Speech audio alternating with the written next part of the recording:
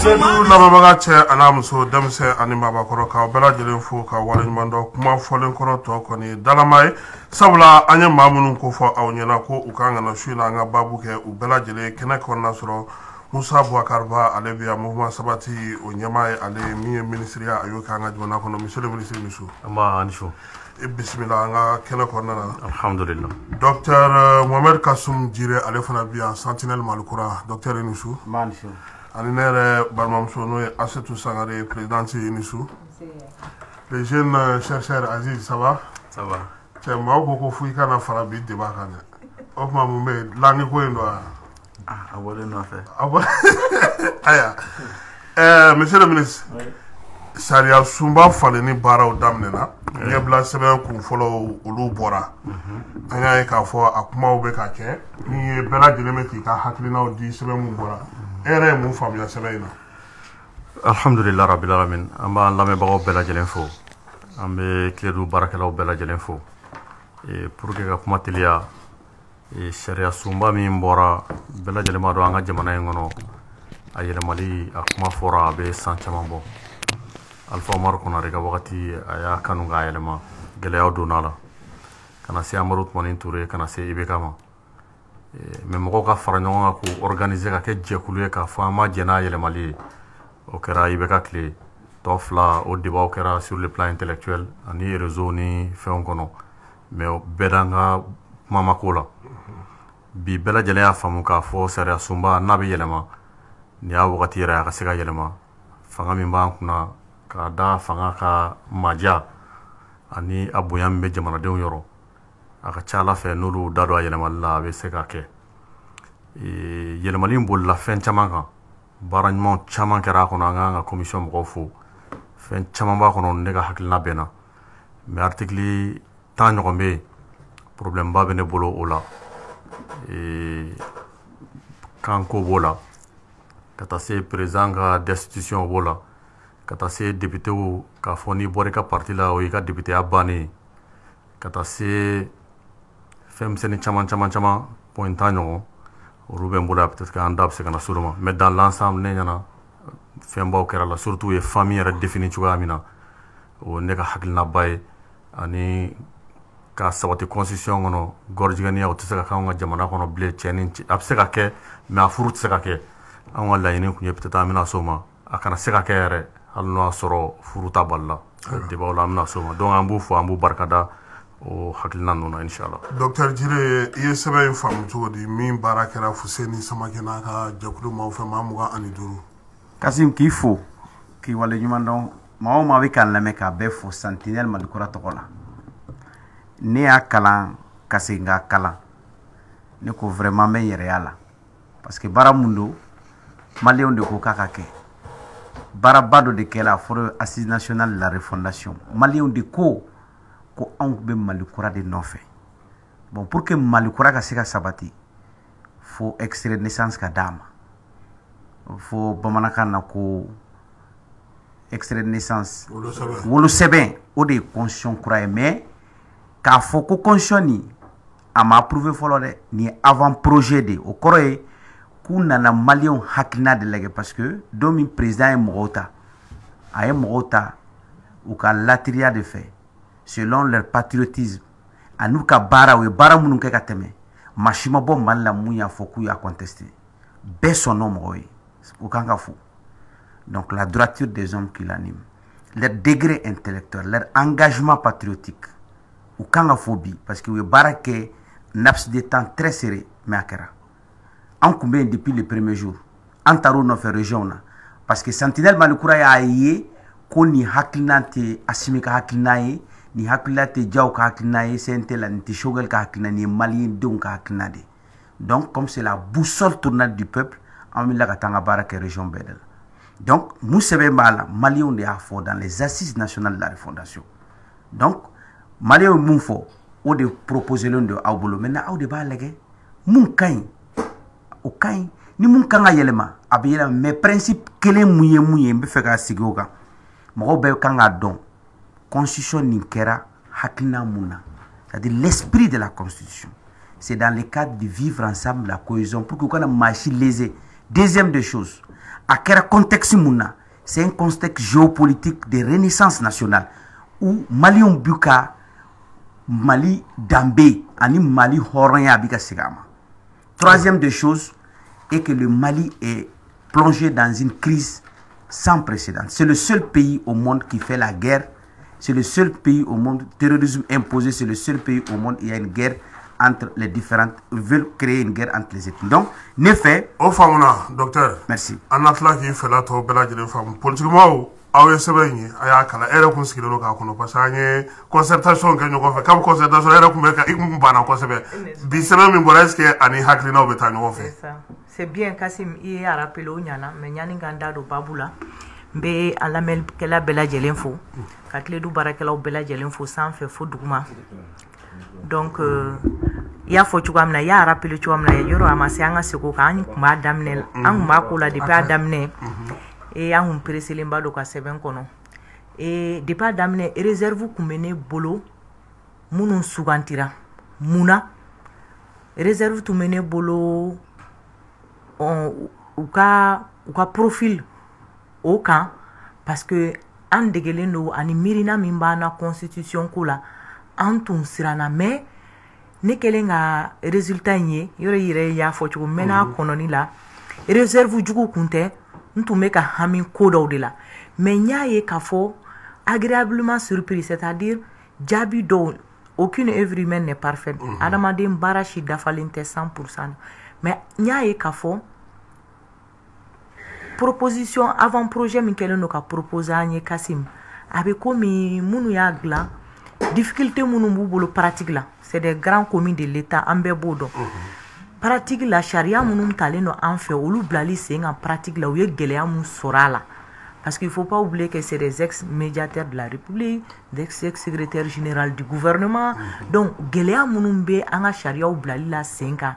où yo geleya wuli wa pratique yesera ka formulation sur charia sumba kono ko geleya wuli ani nga proposition ke al nankera face au geleya ou n'entra bloc kono dondola ou bi se ka lawuli to donc vraiment o yoro jarani ko sebe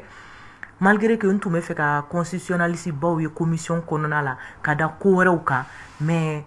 Mali pratique 30 ans de démocratie geleya munu sur la charia ou blali la passer charia nyumba ko Mali bolo geleya munu sur la blali la ne aye mamunu ye rédaction ke ou ye ou référé pratique de là pour que ka proposition ke donc bi je leur tire mon chapeau ou faux ou là leur expérience ni texte nature kala tu vois leur expérience de la pratique de nos lois. Aziz kan ifri kango fa folo sebe na je folo anga kuma sebe bakuru ka kango bina iye sebe fa ma chogodi bon ibaro sebe mana ke chogo ira fa chogo na ba famille de bolo ne sebe laje nya damno kalan kata sifo chama cha nununa akilna chama fara la minunu kan mais neti femba fo aucun parce que ne ben sinsin tuma be jama ka famille de kan ngoni yaye ni seben ani sharia koro min kumbe 92 temps bon ou manja nyoko ko seben ko yoro do la ne ka famille la de voilà parce que yoro chama be wi talike nyoko nay a yoro minu bi talika adama de yan re bunako kan lu kan ko sebe oui fese li munu ke jamana nyamo ka ko la ni ka politique di jamana nyamo ma choko munu na o lu be kan mais neti tanu kuma yoro jan sabla ne ben soni sika famia choko rika ama famu ni ay ame gele ala sisa constitution koro bengan chama be olu tun mo ba fo kuti la wale ala ina fo abe choko aminu na parce que constitution koro be min fo jama fambata faminu no ba famia olu de ba ku sakoy bon au fili kele mal de constitution koro ina misale amena do kono aywa monsieur le ministre ko tan de bebulo oui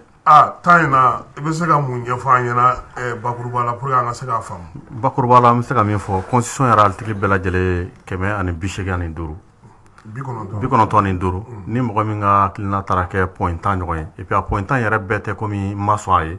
a point tan na rasira munu fe ana be fe ke wale amunu na donc lui problème baye mado nega famuno a folo o article 9 article 9 kumara nga dembaya kan ka ira ka fo furu ani dembaya o fem baye an wa jamana kono u y'u sinsin o kan k'a fɔ jamana kan k'o kɔlɔsi jamana kan k'a sinsin o waleyali kɔnɔna la ko furu o furu ye cɛ ani muso ni ɲɔgɔn cɛ ye cɛ fila ni cɛ fila walima muso fila ni muso fila o furu o tɛ daga an ka jamana kɔnɔ o diyara ne ye o bɛnyara ma mais an kun y'a kanu fɛn wɛrɛ ka fara o kan parce que an ka jamana kɔnɔ bi a ka kan an k'an ka yɛrɛma hɔrɔnya ta sur le plan culturel kɛlɛ min bɛ an ka jamana kɔnɔ bi n'a fanga ka bon kosɛbɛ i b'a ye o ye tubabu kɛlɛ n'o ye faransi kɛlɛ ye mais ne ka faamu na kɛlɛ in bɛ ka kɛ politiki kunda de mais kɛlɛ in tɛ ka kɛ an ka hadamadenya kunda n'o y'an ka culture kunda ye mɔgɔ min n'i y'a kɛlɛ politiki kunda n'a selen don i la sur le plan culturel a ka politiki ko bɛ tila ka n'i mara tugun donc ne b'a ye k'a fɔ an n'u kan ka fara ka bɔ ɲɔgɔn na fɛn o fɛn n'o ye kojugu ye n'u bɛ fɛ k'o kɛ sariya ye diɲɛ kɔnɔ o dɔ ye homosexualité ye donc an ka jate la non seulement mariage k'a bali mais fɛn o fɛn ye pratique homosexuelle ye o ka bali an ka jamana kɔnɔ a n'a publicité ka tila ka taa don yɔrɔ la u bɛ constitution o tɛ fɛ sariya ka yɛlɛma yɔrɔ minnu na k'olu karafe don i n'a fɔ laïcité forme républicaine ainsi de suite olu karafe donna cogo min na k'o tɛ se ka yɛlɛma ka tila ka article wɛrɛ kɛ ka nin karafe don ye k'o tɛ se ka yɛlɛma parce que hali sini mɔgɔ wɛrɛ bɛ se ka na u bɛ se ka référendum kɛ ou bien jamanadenw hakilina bɛ se ka falen u bɛ se ka bɔ o la donc o ye gɛlɛyaba ye ne min ye n ka o fɛn na filanan n'o ye président ka destitution ye ne ka jate la a diyara mɔgɔw ye ni minnu gɛrɛla ɲɔgɔn na mais ne bolo kɔlɔlɔba b'a la kɔlɔlɔ fɔlɔ min b'a la ne y'a ye jɛkulu min bɛna président destituer organe politique de don juridiction politique o de don ani juridiction tɔw tɛ kelen ye ne ye misaliya ta diɲɛ fan bɛɛ lajɛlen a juridiction ɲɔgɔn bɛ yɔrɔ o yɔrɔ a bɛɛ ka combat ye combat partisan de ye tuma min na Bill Clinton minɛra manamanako la Amérique a fɔra ko k'a destituer olu ka destitution a bɛ tɛmɛ sira fila min fɛ an ka constitution o kelen in de ta k'o don a kɔnɔ n'o ye a bɛ tɛmɛ congrès fɛ n'o ye député bulon ye après a bɛ tila ka taa sénat la tuma min na dossier taara sénat la procureur min bɛ dossier la a ka fɛn bɛɛ fara ɲɔgɔn kan k'a ka rapport kɛ k'a bila ka taa d'u ma k'a fɔ tiɲɛ yɛrɛ la a kan ka gɛn ka bɔ présidenya la k'a sababu kɛ fɔlɔ a ye parjure kɛ k'i kali nkalon kan a n'a minɛra ko min na américain o tɛ jɛn n'a ye dossier taalen chambre des représentants na n'o ye assemblée ye Bill Clinton ka mɔgɔw kun ka ca yen n'o ye démocrates ye u y'a non républicains de kun ka ca yen u y'a voté k'a kan ka gɛn ka bɔ fanga la dossier bɔra yen a nana sénat la a ka mɔgɔw kun ka ca sénat la olu ma sɔn ka voté a ye olu ko non k'a man ka gɛn donc ni chambre kelen ye ban dɔrɔn gɛnni bɛ dabila donc a ma se ka gɛn n y'a ɲɔgɔn ye faransi fɛnɛ ka Laurent Fabius to ministre de la santé a la u ka problème de sang contaminé u nana n'a ye k'u juger u ka haute cour de justice o don jama min bɛ yen n'o ye gauche mɔgɔ ye o de kun ka ca u ma sɔn ka jɛ ka Laurent Fabius ka juger k'a condamné wa n dalen b'a la mankan fɛn o fɛn wulila M5 fɛ k'a fɔ ko i bɛ ka bɔ fanga la n'a dossier kun taara assemblée la a tɛ passer parce que o don i bɛ kɛ ka mɔgɔ de ka ca yen Afrique du Sud Thabo Mbeki u y'a fɔ ko a ka gɛn ka bɔ fanga la mɔgɔ min tun b'a ko k'a suguru o tun ye Jacob Zuma ye parce que o don n'a bɔra fanga la ale de bɛna fanga la a y'u yɛrɛ ka députés su k'u bila président na a ye ŋanamu kɛ a ye nin kɛ président bɔlen fanga la ani bi cɛ ale sigira a nɔ la Thabo Mbeki m'a wele k'a ye jamana nafolo dun Cyril Ramaphosa ale min filɛ yen bi ale tilara ka na mankan wɛrɛ wuli ko ka Jacob Zuma gɛn ka bɔ yen ka taa députés fara ɲɔgɔn kan dɔw ka fɔ la a ye wari di dɔw ma ka fɛnw kɛ u y'a gɛn ka bɔ yen ale y'i sigi a nɔ la donc chaque fois n'a ye juridiction de dilan une juridiction politique n'o ka rôle de kɛra ko ka président gɛn n'a ma kunnaja an b'an si bɛ kɛ ni jamana in kɔnɔ président gɛn ni président sigi la filanan min y'a gɛlɛya ma président n'a sigira don min na n'a ye serment prêté o dugusɛjɛ bɛɛ a bɛ se ka gɛn ka bɔ fanga la n'i ye président gɛn transition kura de bɛ sigi jamana kɔnɔ n'i ye président gɛn élection kura de bɛ organiser u ye président gɛn ni fanga nɔgɔya ka tila ka taa gɛn ni turu député bulon ɲɛmɔgɔ ani sénat ɲɛmɔgɔ ani conseil économique social k'olu bɛɛ bɛ se ka gɛn mais olu tɛ se ka gɛn abada fo u ka san 2 kɛ baara la donc hali n'u ye jamana firi hali n'u ye jamana janfa ka jamana détruire tant que san 2 ma tɛmɛ u tɛ se ka gɛn président nu mana sigi don min na o dugusɛjɛ u bɛ se ka gɛn ne bolo olu fɛn nin tɛ kosɛbɛ quoi donc ne ka point ba ye point wɛrɛw caman b'a la i n'a fɔ n ye min fɔ député peut-être que mɔgɔw ka ca mais député ka bɔ a ka parti la ne bolo tuma dɔ n'i jɔrɔla i den marali la k'a siran i den kana tiɲɛ o ye hami ɲuman ye o ka ɲi mais i bɛna sariya min ta walasa i den kana tiɲɛ i k'i jija o sariya in fɛnɛ kana den ka hakɛ minɛ a la k'i den bali a tɛ taa yala denmisɛnnin tɔw nɔfɛ telefɔni tɛ y'a bolo a tɛ taa nin yɔrɔ in na k'a bali a ka hakɛ bɛɛ la walasa a kana tiɲɛ ne bolo o tɛ solution ye den tiɲɛbaliya la bɛɛ siranna k'a fɔ ko député b'u to ni parti in na sinon u bɛ taa ni parti wɛrɛ in na politique mɔgɔw b'o cogoya la o hami kosɔn a fɔra ko ni mɔgɔ min n'i donna assemblée la ni parti min ye n'i bɔra o parti la k'i gɛnna ka bɔ députéya la ne bolo o ye kojuguba de ye o ye kojugu ye cogo di mɔgɔ bɛ don parti la ni conviction de wa parti fɛn o fɛn dilanna an balimamuso sigilen filɛ n'i y'a ka parti statut règlement intérieur lajɛ a sɛbɛnnen b'a kɔnɔ ko la démission elle est libre et volontaire ka don parti la o ye hɔrɔnya de ye ka bɔ o ye hɔrɔnya de ye o récépissé o papier i b'o de bila ka taa ministère de l'administration territoriale la sur la base de ça récépissé bɛ d'i ma k'i ka parti ka kan ka baara kɛ donc yamaruya bɛ bɛɛ lajɛlen bolo ni parti nege bɔra i la ka bɔ ne donna parti la an taara ɲɔgɔn sɔrɔ assemblée la parti fanga bɛɛ yɛlɛmara ka na kɛ jamana juguya fanga ye gouvernement mana fɛn o fɛn kɛ a b'o lagosi a bɛ place ɲini na walima an ye parti créé hakilina min kan socialisme hakilina kan parti y'o bila ka taa kɛ capitaliste ye k'a ka kungelena n'a ka idéologie bɛɛ bila ne kɛra député ye n'a ko ne bɔra o parti la ko ne bɛ gɛn ka bɔ députéya la alors que an ka constitution nin constitution kelen min kɔrɔlen a b'a la nin kura a b'a la article dɔ bɛ a sɛbɛnnen b'a la ko tout mandat impératif est nul o kɔrɔ député tɛ parti ka député ye député tɛ sigida ka député ye député ye jamanadenw ka député de ye ne ye député ye jamana ye danaya da ka kan ta n bɛ ka n ka députéya baara kɛ ka ɲa n b'a kɛ ni tilennenya ye n b'a kɛ ni ladiriya ye n b'a kɛ assemblée fɛn o fɛn ɲini fɛ n y'a bɛɛ kɛ mais parti ye sira bila ne bɔra parti la ko ye ne gɛnɛ ka bɔ députéya la bon ne bolo o yɔrɔ ne bolo solution wɛrɛ bɛ se ka sɔrɔ la o solution ye jumɛn ye député ka yɛrɛma hɔrɔnya b'a bolo a bɛ se ka to parti la komi a bɛ se ka bɔ parti la maintenant parti n'i kɛra député ye ni parti min ka liste ye o parti bɛ avantage dɔ sɔrɔ i ka fɛnw bɛ bila o parti ka minɛn kɔnɔ donc n'i bɔra parti la parti man k'o perdre ko parce que e bɔra mais fɛn dɔ yɛrɛ bɛ Kasimu o kɔlɔlɔ la solution t'a la o démocratie la sini fatɔ bɛ se ka kɛ an ka président ye ni jamanadenw n'a ka di jamanadenw ye ala ni kuma ye ten wa n bɛ k'a faamu fatɔ mɔgɔ min tɛ ko kalama an y'a ye jamana dɔw la u taara mɔgɔ dɔ ta k'a kɛ président ye u nimisalen b'a la bi n tɛ fɛ ka mɔgɔ tɔgɔ o jamakulu kana fɔ ko n y'u dɔgɔya est ce que o ye démocratie kɔlɔlɔ dɔ ye o kɔrɔ ni peuple ye choix min kɛ o choix ka ɲi o choix man ɲi o de kan ka imposer mɔgɔ si tɛ se ka n'i sigi k'i b'a yira peuple la k'a ka choix man ɲi o fasamaciya t'i bolo quoi donc ni peuple ye choix kɛ o choix kan ka to yen voilà dire n'i ye sariya ninnu ta mɔgɔ caman sɔnnen don dɔw ye mɔgɔ caman sɔn dɔw ye e yɛrɛ bolo n nana kanko fana la problème ba bɛ n bolo dɔgɔkɛ bɛ n kɛrɛfɛ an bɛna taga kuma kanko la an bɛna se kanko ma sisan ouais bon Kasim n'i y'a jateminɛ depuis nin proposition l'avant-projet de nouvelle constitution a bɔra maa si ma wuli Mali la k'a fɔ ko k'a retirer bɛɛ y'a félicité mais o de ye démocratie fana ye bɛɛ bi hakilina de di ni mɔgɔ mun hakilina di a man ɲi a kɛra o de kosɔn avant projet n bɛna hakilina fɔlɔ d'a ma aw b'aw ta fara a kan n'i y'a lajɛ a forme na fɔlɔ-fɔlɔ kun ye 122 ye sisan kɛra 195 kɛmɛ 95 fɔlɔ-fɔlɔ kɛmɛ 22 maintenant sisan rénovation wɛrɛw de kɛra la fɛn kuraw de kɛra la mais o fɛn bɔra min Mali ye sigira yɔrɔ min k'a fɔ k'u ka kɛ assise nationale la mais n'i y'a jateminɛ assise nationale la fɛn o fɛn bɛ se ka na ni kɛlɛ ye Maliens ni ɲɔgɔn cɛ olu yɛrɛ ye sin k'o to yen fɔlɔ c'est pas qu'il y a ta comme chose mais bien vrai que c'est exécutoire mais Maliens b'a faamu fɛn dɔw bɛ yen n'i y'a ta a bɛ se ka na ni kɔlɔlɔ ye jamana na c'est ça que je dis l'esprit de ceux qui ont fait c'est-à-dire mɔgɔw kana wuli bi pour une vision personnelle i bɛ wuli i bɛ yɔrɔ bɛɛ minɛ k'a fɔ fo ka passer non c'est pas comme ça souvent tu as la vérité mais tu essaies de faire en sorte qu'il y ait une minorité lésée donc filanan ye mun ye le contenu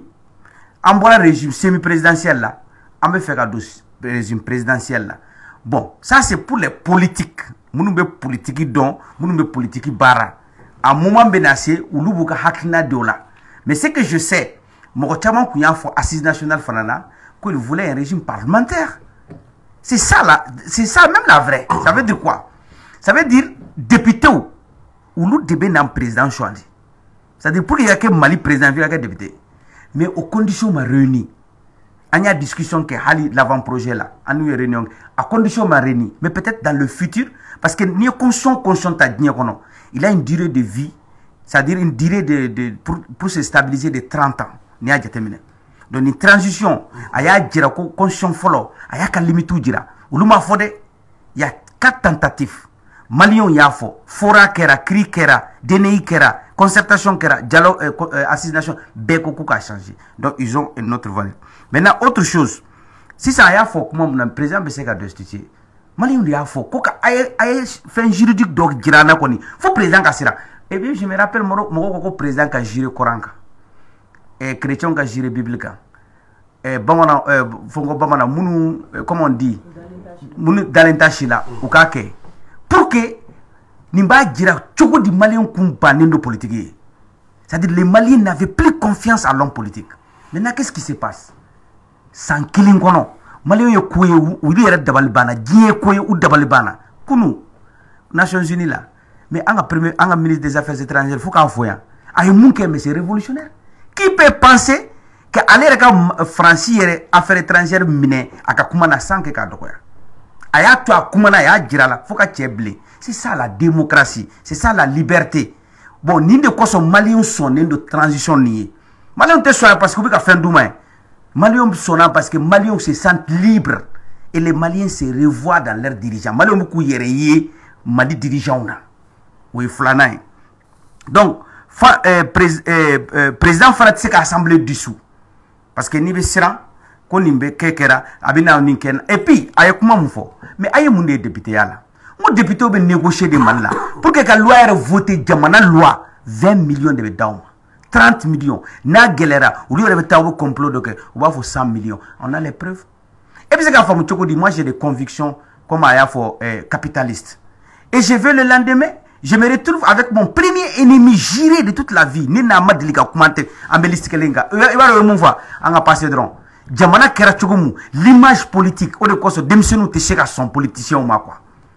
Anw ye politiciens ye politique ka d'anw ye mais diɲɛ kɔnɔ I tɛ se ka foyi k'i ka jamana ni politique tɛ. Politique ye fɛɛrɛ de politique tɛ nkalon ye dɛ politicien de ye nkalontigɛla ye mais la politique c'est une stratégie. Santé la ni taara yala politique sanitaire. Politicien bɛɛ fana tɛ. Non ne ma non ngo c'est la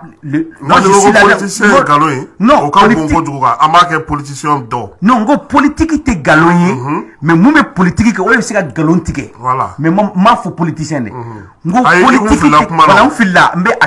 a kɛ ɲini ne b'a fɔ tuma bɛɛ ngo politique tɛ nkalon ye mais minnu bɛ politique kɛ olu de bɛ se ka nkalon tigɛ. Donc Mali la a kɛra cogo dɔ la tuma dɔ la tellement nkalon tigɛra fo maloya t'a la tugun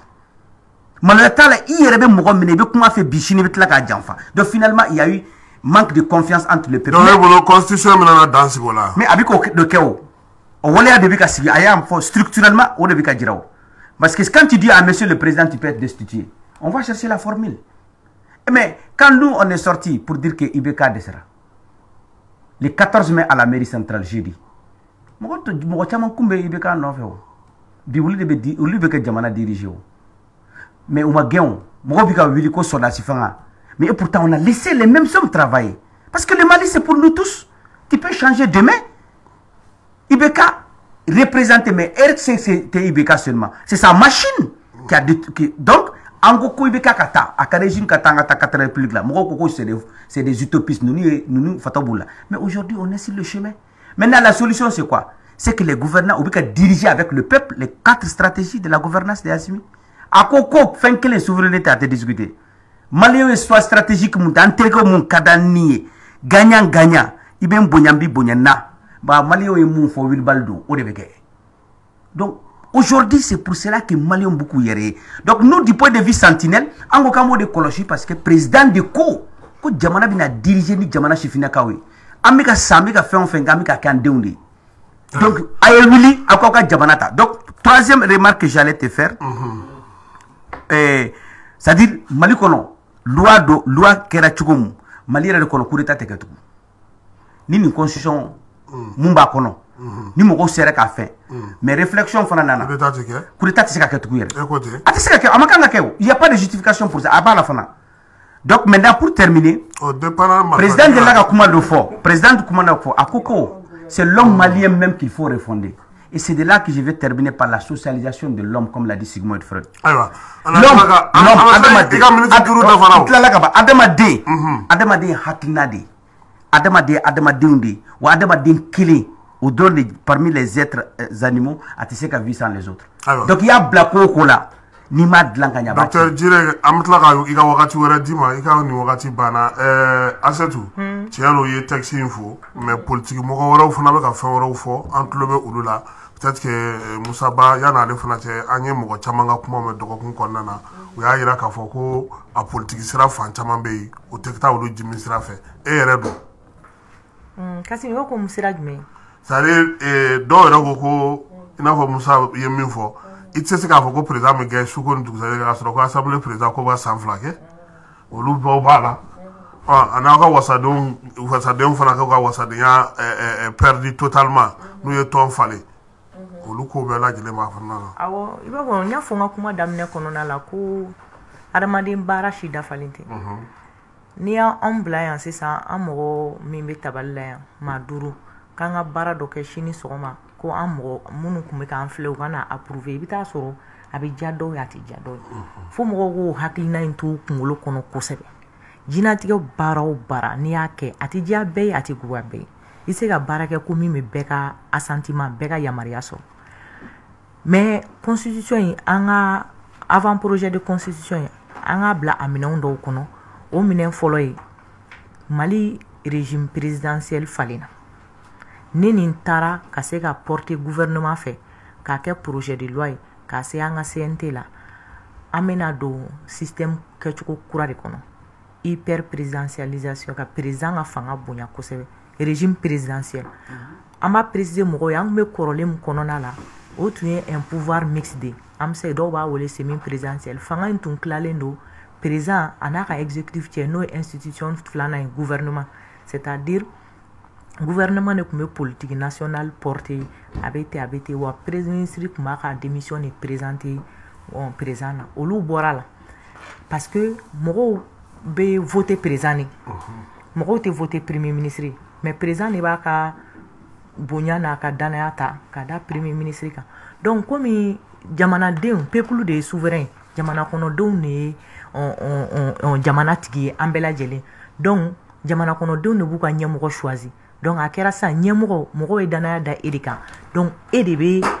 jama kunkilenna c'est-à-dire i bɛ ka nation n'an ka état a diriger a mara ka taa sira min fɛ e de b'o déterminer bon fɛnɛ i bɛ se ka premier ministre ka fanga ban ka sɔrɔ a ma na ka démission fɛngɛ i la f'an k'o préciser k'a ɲɛfɔ mɔgɔw ye o la an bɛ se ka constitution in jate comme nouvelle constitution parce que a nana ni changement de régime ye et 4e république bɛ ka ɲini ne nin taara kuncɛ tan mbado atena to ni forme na fo ata sa bema loi électorale la yan wole an hunyo fene kala ka analyse ka yan sonu sigero mu ka kera CNT la sera uluma donc amado ko kuma chama men kono iti afo kibe abe singa sa dana parce que ni adam ne droni donc o temelen ko fe ka boy donc fendo uba kono abe ngelenga ni préciser ka ni expliquer ka do bi bendo mo do ti de be ma mais komi ne parti politique nyamaye mais c'est ka do fo politique taw koka muna dron depuis ni révision constitutionnelle ou bien mari ka sharia sumba sajwa sebemba falini mbara kuma ke nyogon to da sirama ka damine depuis alpha phobie mo ma nyogon soso fenkele mna kasima kono o transhumance politique awo mo ma nyogon soso mina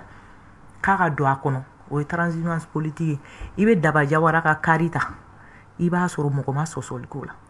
ibe on tapo ka tata mokoma sosol kola professeur Magamusa Siso on ibe ka tana ka olu fene projet mbo kada muneka ne balma ke bay yoro mi expliquer oye ni bena kuma ka mɔgɔw ka kɛ to député ɲuman ma député ɲuman tɛ adamaden an ka fɔ adamaden ɲuman yɛrɛ quoi parce que Mali problème yɛrɛ tɛ sariya ko quoi ne dɔn b'a fɔ kuma bɛɛ quoi mɔgɔ ku quoi voilà ni bɛnna adamaden ma adamaden min bilala ko min na a b'o kɛ sira fɛ mɔgɔ tɛ ala bɛ yen o de bɛ na ni nin ye mais n'i y'a ta majoritairement transhumance mun kɛra ɲuman de kɛra wa ou bien juguman de kɛra bi u bɛ taa nin kulu kɔnɔna la u ye san 100 k'a la sini ko wɛrɛ la assemblée la o bɔr'o la n'i y'a ta k'a jate minɛ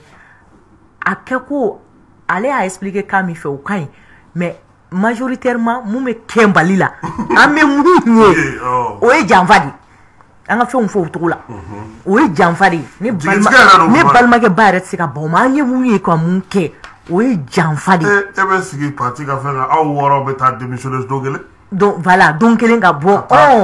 donc olu voilà an kana don détail yɛrɛ bila an ka Mali kow ɲɛdɔnnen don mun bɛ kɛ majoritairement Mali la o ye janfa de donc o de la question de transhumance an ye an si bɛ kɛ séminaire ni fɛnw na en tout cas ne ma commission sigilen k'u ka avant projet bɔ Mali constitution kan k'u ka se fo projet de loi ma fɛn fɛn échouera ko politique mɔgɔ opposition fara majorité kan ko ɲɔgɔn sɔsɔra transhumance politique la parce que mun nana n'an ta in ye an b'o dɔn ɲuman tɛ juguman de don mais ala ka adamaden min yɛlɛma ala k'an changer o yɔrɔ la ni n ka 5 minutes ma ban n bɛ se ka cɛ kun donnen kun ah ok problème t'a la bon komi ni avant projet ye a bɛɛ tɛ se ka fɔ tile kelen mais ne bɛ fɛ ka min fɔ o ɲana mun ye a politique ma yɔrɔ dɔ fɛnɛ ye président ni président kɔni taara a ye bɛɛ Mali bɛɛ ta don mais mɔgɔw bɛ ɲina mun kɔ président bɛ ta ni processus politique de l'institution présidence de la République c'est hautement politique Mali fɛnɛ la an ye régime en constitution kɔrɔ bɛ président tun tɛ se ka k'a la ɲuman kɛra juguman kɛra tun tɛ se ka k'a la bon maintenant ne tun bɛ se ka k'a la ne bolo o fɛnɛ ka ɲi parce que n'i b'a dɔn ko an bɛ se ka 5 ans in laban ou bien komi n tɛ se ka 5 ans in laban cogo min na ani surtout président ka fanga labonyana mais a ka fanga bɛ ka latɛmɛ sira dɔw fɛ o b'a to président bɛ contrôler ani président mana dingi danga a bɛ to ka lakile donc ne bolo mesure de dissuasion de don ma da la k'a fɔ n'a bɛ se a gɛnni ma k'a bɛna se gɛnni ma ko mɔgɔ bɛ bila Mali président ya la mais attention mais n bɛna le awɔ han Afrique du Sud ye président fila oui mais Afrique Sud culture ani Afrique Sud mentalité ani Afrique Sud historique ayi n balimakɛ ba Afrique Sud non Afrique Sud ni Mali tɛ kelen pour la simple raison dɔrɔn Afrique Sud esprit anglophone de l'Afrique du Sud ani Mali tɛ kelen je sais de quoi je parle ma bila o kan mais ma bila o kan n bɛ minute kelen dɔrɔn n bɔ hakɛto ɲini fɛ k'o ɲini n balimakɛ fɛ tiɲɛ don mécanisme mun bɛ sen kan n'o bɛ se ka na ni président jiginni ye an bɛ se ka kuma a kan halisa k'a boucler pour que a kana taa kɛ ne ni ba ni Azizi an sini an bɛ se ka président gɛn an bɛ position b'a to an bɛ se ka président gɛn an ka président gɛn quoi donc an b'a hakili to olu la hakɛto bɛ nin sisan kɔni kuma b'i bolo e yɛrɛ bolo mun de ma ɲɛ mun ɲɛna an bɛ se k'an sinsin mun kan ani e yɛrɛ i ye majɛ jumɛn ye sɛbɛn in na. ne y'o de parce que ne y'a jateminɛ maliyɛnw ka kuma caman na an bɛ fɛn caman fɔ mais an b'u lasɔrɔ cogo min na o ye gɛlɛya ye quoi i b'a mɛn da k'an ka k'an yɛrɛ ye anw yɛrɛ ye min ye k'an ka k'o ye ni constitution in n'an continuer nin kɔni avant projet in kan komi bɛɛ kan k'i hakilina de fɔ a la ni nin kɔni taara ta i n'a fɔ a filɛ cogo min na n'a tɛmɛna maliyɛnw tɛ se ka k'u yɛrɛ ye kɛcogo t'a la maliyɛnw ka kɛ maliyɛnw kɛcogo t'a la mali kura sigili miirina taara min kama k'a kana coron walima k'a yɛrɛ sɔrɔ a ka laban faransi jɔn dɔw bolo politique ko in na o b'o de fɔ k'a kana laban faransi jɔn bolo o tɛ yan n'a ni continue na an bɛ laban o de kan maliyɛnw mago bɛ hɛrɛ sɔrɔ sira min na ni constitution yɔrɔ dɔw b'a caman bali quoi i b'a dɔn n bɛ misali d'i ma i ka téléphone filɛ n'i bolo sisan ni e y'i ka ni téléphone fili i ka jaw n'i ka nɛgɛjuru siraw n'i ka bataki fɛn fɛn b'a kɔnɔ a bɛɛ bɛ kɛ cogo di ɲininkali don i b'a bɛɛ perdu awɔ a bɛ taa n'a ye de quoi fo n'i tila ka ɲɛɲini wɛrɛ k'a la cogo wɛrɛ voilà donc an ka k'an yɛrɛ ye ka maliya yira diɲɛ kɔnɔ kɛcogo tɛ se ka k'a la ka anw ka faamuyali cogo gulonnen to nin na o la ko k'u ye maliyɛnw ɲininka n dabali bɛ ban maliyɛn sugu jumɛnw ɲininka la walima maliyɛnw ɲininka la maliyɛnw y'u jaabi cogo di an ka constitution sigibaga ninnu i b'a ta k'a filɛ han ne kɔni ye tɔgɔ minnu kala a la a kɛmɛ sigi la min y'a ka kalan kɛ faransi de ka ca donc olu ye kow faamu cogo min na u bɛ kow lajɛ ni o de ye constitution in sigili la u tun kan k'a lajɛ mali laadala ko mɔgɔ minnu bɛ yen minnu yɛrɛ bɛ hali u tɛ faransɛ parce que faransɛ mɛn t'a yira k'o hakili b'i la quoi u tun k'olu wele a la i b'a ye u tun bɛ an danbe fɛn dɔw tun bɛ se ka fɔ an tun bɛ o ta mais hali n'o tun fɔra a tun bɛ bayɛlɛma k'a don a la o bɛ don a kɔnɔ o yɔrɔ bɛ constitution kɔrɔ la a bɛ constitution kura la o de la n ko min sɔnni sigi point min kan kosɛbɛ ninnu ye fɛn fɛn fɔ nin bɛɛ ka ɲi jama tɛ k'a faamuya hakilina b'a faamuyali de bolo ni ne ye ɲɔgɔn lamɛn fɛn kan sisan ka ɲɔgɔn faamuya a la i b'a ye o ko ka teli mais e bɛ ka fɛn min kɛ e kelen de b'a dɔn ne kɔni ta ye ne bɛ nɔfɛ e ten ne ko n ka n jɛngɛ fan fɛ n bɛ n jɛngɛ o fɛ politique mɔgɔw ni population ta o de o la an tigɛra politique mɔgɔw la parce que u bɛ n'a ma ni kumakan min an'u b'a mara ni tasira min ye an tɛ foyi faamuya a la politique mɔgɔ kelen minnu bɛ député ya ɲini ni jama ye terrainbaw ni artistes weleli la i b'a olu politique mɔgɔ kelenw bɛ tila ka taa sariya ta jama min y'u sugandi olu yɛrɛ t'a dɔn min bɛ ka fɔ donc janfa bɛ yen nɔ o janfa dun sinsinnen don jamana sariya sun de fɛ a da tɛ bɔ politique mɔgɔ la o a bɛna sariya sun min labato dɛ o de ko don o gulonnen don yɔrɔ min na dɛ o y'an ka ɲɔgɔn faamuya kan in de ne bɛ n sɔnni sigi yen de kan n'o tɛ o ye fɛn fɛn fɔ nin bɛɛ ka ɲi mais nin bɛɛ lajɛlen bɛ a faamuya donc e yɛrɛ bolo kan in de y'a gɛlɛya yɔrɔ ye yen yɛrɛ de y'a gɛlɛya yɔrɔ ye adamaden ka culture i ka kan t'a kɔnɔ i ka culture b'i ka kan de kɔnɔ mais kan tɛ culture kɔnɔ n'i y'i ka kan fili i ka culture fili i kɛcogo t'a la o de la maliyɛnw modifiera bɛɛ jɔlen ɲɛnɛ b'o misali de di tuma bɛɛ n ko mɔgɔ si t'i sen tigɛ ka bɛn samara ma i bɛ samara de tigɛ k'a bɛn sen ma n'i bɛ walifɛn ta i b'a da a dilan de k'a bɛn i yɛrɛ ma e yɛrɛ ye min ye mais n'i k'i b'i yɛrɛ jagoya ka don walifɛn da fɛ jagoya i b'i ka culture falen ka don walifɛn da fɛ o ye jagoya de o tɛ sɔsɔ yɛrɛ ɲɛ b'a la bon ni o yɔrɔ in tora ye ten hali o kanko in na o ye min fɔ a la o b'a yira yɛrɛ k'an ka kanw supprimer don k'u tacogo t'a la bilen o kuma bɛɛ bɛ constitution kɔnɔ n'i k'i b'a kɔrɔ fɔ n'i ko mais Fuseni kumana tile fila in na a y'a yira k'a fɔ ko kanw donni b'a la k'o bɛ na dɔɔni dɔɔni de k'a tɛ se ka garabasa ka kɛ kosɛbɛ k'a sababuya kɛ degun minnu b'a la ko n'a yɛlɛmana sisan a se t'an ye a musaka t'an bolo faamuyali tɛ se ka na o de la siɲɛ dɔ la ne n'i ka débat politique laban na n bɛ to k'a f'i ye n ko sifinnakaw kana politique kɔrɔ lamɛn n k'a tɛ jamana jɔ n'a tun bɛ jamana jɔ an tun tɛ taa refondation na ni politique kɔrɔ tun bɛ se ka Mali jɔ an tun tɛ taa refondation na fo ka taa Mali kura la u bɛ k'o min sinsin kanko kan n'i y'an ta k'an filɛ yan bi an bɛ ka ɲɔgɔn lafaamuya ni kan in de la o tɛ yan o tɛ u bɛ ka fɛn fɛn fɔ a la ko musaka ko mais mɔgɔ tɛ ɲɛ sɔrɔ fɛn foyi la ni min bɔ a kan hali n'i y'a ye an bɛ wuli bi ko l'armée monte en puissance Mali y'i bɔn maramafɛn san kan na a y'a ɲɛ sɔrɔ bon 92 fo bi u y'a don a kɔnɔ 92 sariya ani budget tɛ san 30 ya 92 ni budget tɛ san 30 ya ko la loi fixe les modalités d'officialisation de nos langues nationales a b'a kɔnɔ k'an ka kan dɔ kunnasigiya ka baara kɛ n'a ye jamanaden fanba b'u yɛrɛ ye kan min kɔnɔ u ye san 30 kɛ a ma se ka ta o y'a sɔrɔ Modibo fana y'a ta fɔ 62 ka san 8 kɛ o fana ma se k'a ta parce que u m'u bɔ a kan o ma k'u ɲɛ ko ye bon ni français tora yen ten ka nɔgɔ b'o la o kɔrɔ ye an bɛ continuer ni o de ye n b'a misali fitinin d'i ma sisan ko n'i bɛ kalan fanba kɛ mɔgɔ ka kan na i b'a ka culture kalan ka sɔrɔ i tɛ bɔ a kalama munna an t'a fɔ fayincinin ma bi bilen ko benɔgɔ munna an t'a fɔ ko ma an t'a fɔ bilen ko ba munna o y'an ka tagabolo de ye o mais munna o binna parce que an bɛ ka baara kɛ wali sira min kan o b'a yira na k'a fɔ k'a tɛ fɔ ko benɔgɔ k'a bɛ fɔ de ko tɔntɔn donc i ɲɛ b'a la an bɛ acculturer k'a sɔrɔ hali a ma bɔ a kalama et puis a b'an kunna fana k'o de ye ko kɛcogo ye o ye fili de ye adamaden ka seko n'i ka dɔnko b'i ka kan de kɔnɔ diɲɛ bɛɛ bɛ développer n'i ka seko n'i ka dɔnko de i b'o de moderniser diɲɛ bɛ ɲɛ bɔ a fɛ n'anw bɛ k'an ta la fili jɔn de b'an ta moderniser an bɛ bɔ a fɛ donc an m'an ta k'an bɛ walimɔgɔw ladege man tɛ ku ye abada o de la an mana sariya ta cogo o cogo a ka ɲi cogo o cogo a y'a ɲɛfɔ cogo o cogo a bɛ labaara jamana. mais Aziz musaka ko min bɛ ka fɔ ani sɛbɛn minnu bɛ ka kɛ kiiribonw ni sigidaw kɛcogo ni jamana kɛcogo. n bɛ fɛ ka min f'i ye. n bɛna exemple d'i ma jamana minnu y'a kɛ. n bɛ fɛ ka min f'i ye. u ye prévu de fɔ jama ye kan ko musaka ni an bɛ taa retard ni an n'an dafɛ jamanaw bɛ kuma la cogo min na k'u yɛrɛ ka hakilina sɛbɛnciya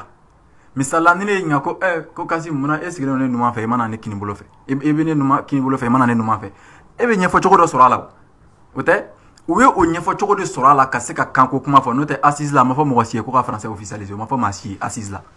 ne tun bɛ ayi o ma fɔ assise la an ka kanw de fɔra bon u tun bɛ mɔgɔw ɲininka de kan in bɛ ta dɔɔni cogo min na an tun b'u bilasira n'a ye o de la bɛɛ ka yeta tɛ kelen ye hakilinaw la ninnu ye politique ko yɔrɔ ye o ye tiɲɛ ye mais ne ye sɔnni sigi a faamuya cogo de kan parce que hali n'i bɛ campagne kɛ i tɛ bɔ i ka campagne kɛ abada a bɛ taa campagne kɛ a bɛ kuma de mɔgɔw de k'a faamuya wa a tɛ kuma kulo girinw fana ye i ɲɛ b'a la u bɛ k'a sinsin musaka ko min kan n'u ye musaka ko in kɔni kɛ a kun ye o b'a yira k'u ye fɛn fɛn fɔ Mali dugujukɔrɔ nafolo ko la nkalon don tiɲɛ tɛ o kɔrɔ ye u ye fɛn fɛn fɔ ko Mali ko sɔrɔ bɛ Mali kɔnɔ o kuma tɛ tiɲɛ ye n'u y'a ta k'a gulon fana kan n'an dafɛ jamanaw ka ɲɔgɔn faamuya cogo o b'a yira k'a fɔ k'an ka kalan kɛra an ka se ka kan de mɛn ka kan fɔ an ka kalan ma kɛ faamuyali ye n'i y'o misali ta Asie jamanaw ni Union européenne kan dɔrɔn i bɛ o yɔrɔ jɛya k'o bɔ a la parce que an y'a ye dɔw b'a fɔ ko n'an ka kan ta k'an ka papiyew bɛ na bamanankan na ko n'an bɛna ci kɛ Mauritanie ou bien Sénégal k'an bɛna lase olu ma bamanankan na i n'a fɔ Mali ni Russie bɛ coopération kɛ Chine Russie ka kan de la n ko dalaminɛnaw bɛ o de kama donc a yɔrɔ bɛ mɔgɔ jigi tigɛ i ka mɔgɔ ye mɔgɔ kan fɔ min ma deli ka taa tunga la a ma deli ka kalan bɛ sɔn a ma mais mɔgɔ ka kalan fo ka doctorat sɔrɔ ka tila ka sigi ka nin kuma fɔ o ye mɔgɔ kuma sulu quoi o la denmisɛnninw kan'u sɔn ni sinsin nin kan quoi. Ayiwa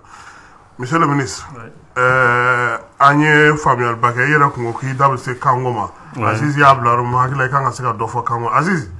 aw bolo nin bɛ a ɲɛ bɛ sɔrɔ a la. n'a tilala n b'a kɛcogo f'i ɲɛna hali an tɛ taa yɔrɔ jan. Ayiwa monsieur le ministre. Ala ka ni sababa bɛn yanni ka kuma kanko kan fɛn dɔ bɛ n bɛ fɛ k'o préciser an balimamuso ka kuma ani jire ka kuma la an ka hakilina bɛɛ ye kelen ye opposition foyi tɛ ne bolo u ka jɔrɔnako an'u ka hami na ne b'o kelen partager transhumance ye kojuguba ye an ka jamana kɔnɔ wa k'an ka kɛlɛ a ye politiki sɛgɛn dɛ a ye politiki sɛgɛn a ye jamana yɛrɛ sɛgɛn a k'an ka kɛlɛ mais kuma dɔ an kana américain ka politiki ɲɔgɔn kɛ quoi ni américain bɛ fɛ ka jamana min kɛlɛ walima u bɛ fɛ ka régime min kɛlɛ yan'u k'i kɛlɛ u b'i lagosi k'i juguya don mɔgɔw la k'i kɛ mɔgɔ sugu bɛɛ ye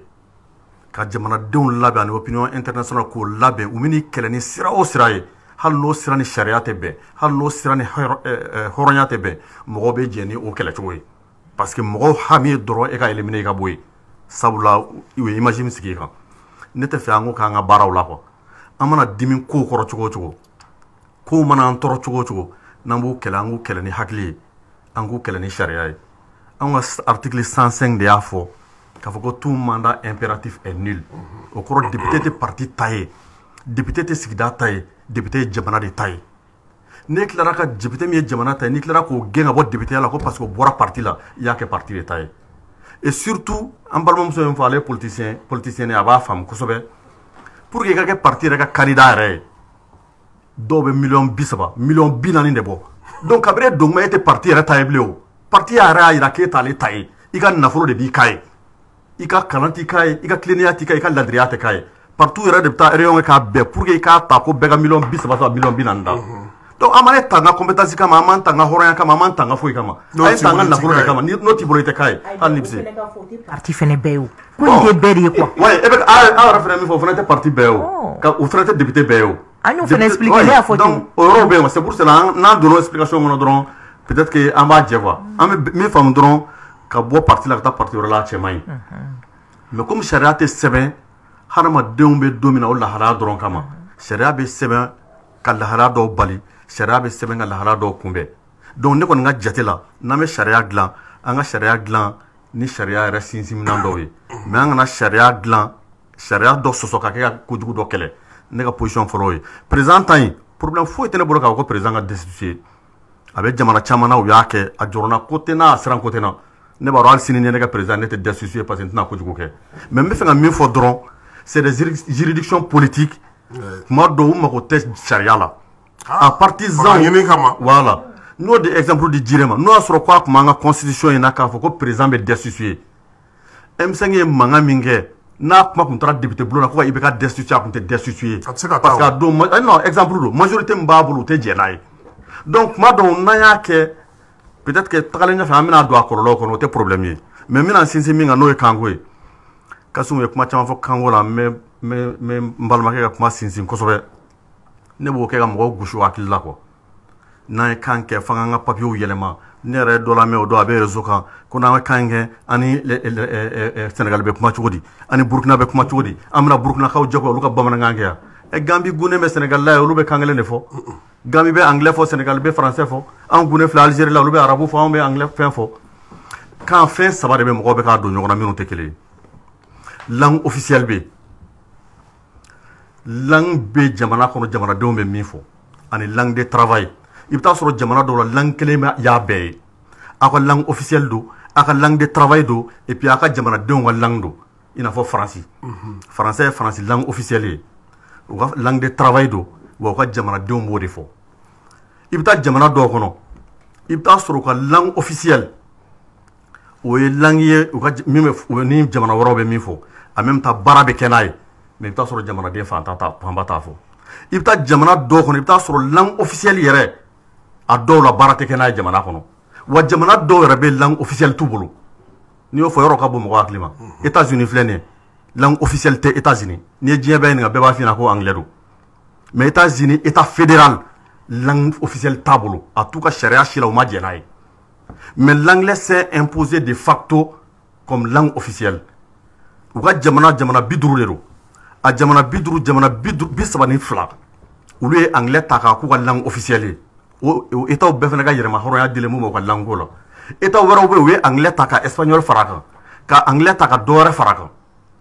jamana minnu bɛ farafinna yan n'u yɛrɛ ka todunkanw ta k'a kɛ langue officielle ye k'a sɔrɔ administration na baara tɛ kɛ n'a ye dɔgɔtɔrɔya baara tɛ kɛ n'a ye impôt tɛ sara n'a ye foyi tɛ sara n'a ye o jamanaw ka ca Algérie min filɛ an kɔrɔ yan Tamazik bɛ Algérie comme langue officielle a t'u ka administration baara tɛ u ka fɛn baara tɛ Maroc la même chose jamana dɔw yɛrɛ ye jamana administration na langue min bɛ kɛ ka baara kɛ i bɛ taa sɔrɔ langue officielle tɛ wa langue nationale tɛ Maroc y'a ka langue ko yiriwali min kɛ tuma min na Marocains nana français de tun bɛ baara kɛ u ka administration kɔnɔ u ka politique extérieure n'u ka fɛn u b'a bɛɛ kɛ ni français ye mais ka sɔrɔ français tɛ u ka langue officielle ye u ka langue nationale tɛ en 2018 u ye correspondance dɔ ci muso dɔ ma ministère de la santé k'a ka taxe dɔ ni fɛn dɔ sɔrɔ u y'a caman ni français ye aw ka taa sara a taara plainte kɛ contre la langue française Maroc jugement kɛra ka kiiri ja la k'a fɔ correspondant man ka caman français la parce que français tɛ langue officielle ye français tɛ langue locale ye munna jusqu'à présent administration bɛ continuer ka baara kɛ n'a ye donc i bɛ jamana dɔw sɔrɔ ka administration bɛ baara kɛ ni langue min ye u ka langue officielle tɛ u ka langue nationale tɛ jamana dɔw yɛrɛ ka langue officielle i bɛ taa sɔrɔ u bɛ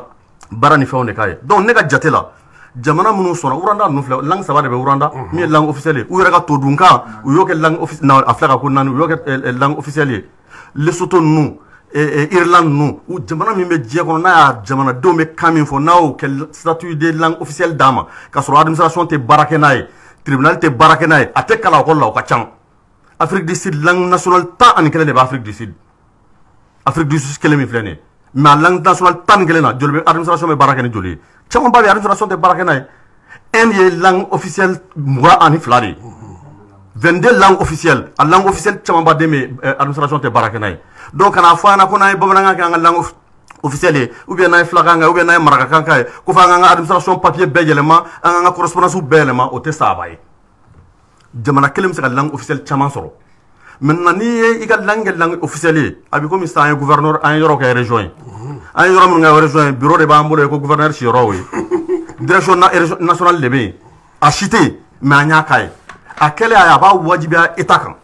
ni gouverneur sigira ka yɔrɔ dɔ ɲini o ka kɛ gouverneur siyɔrɔ ye o bɛ taa ɲɛɲini mais n'a ma k'a ye o tɛ taa ɲɛɲini o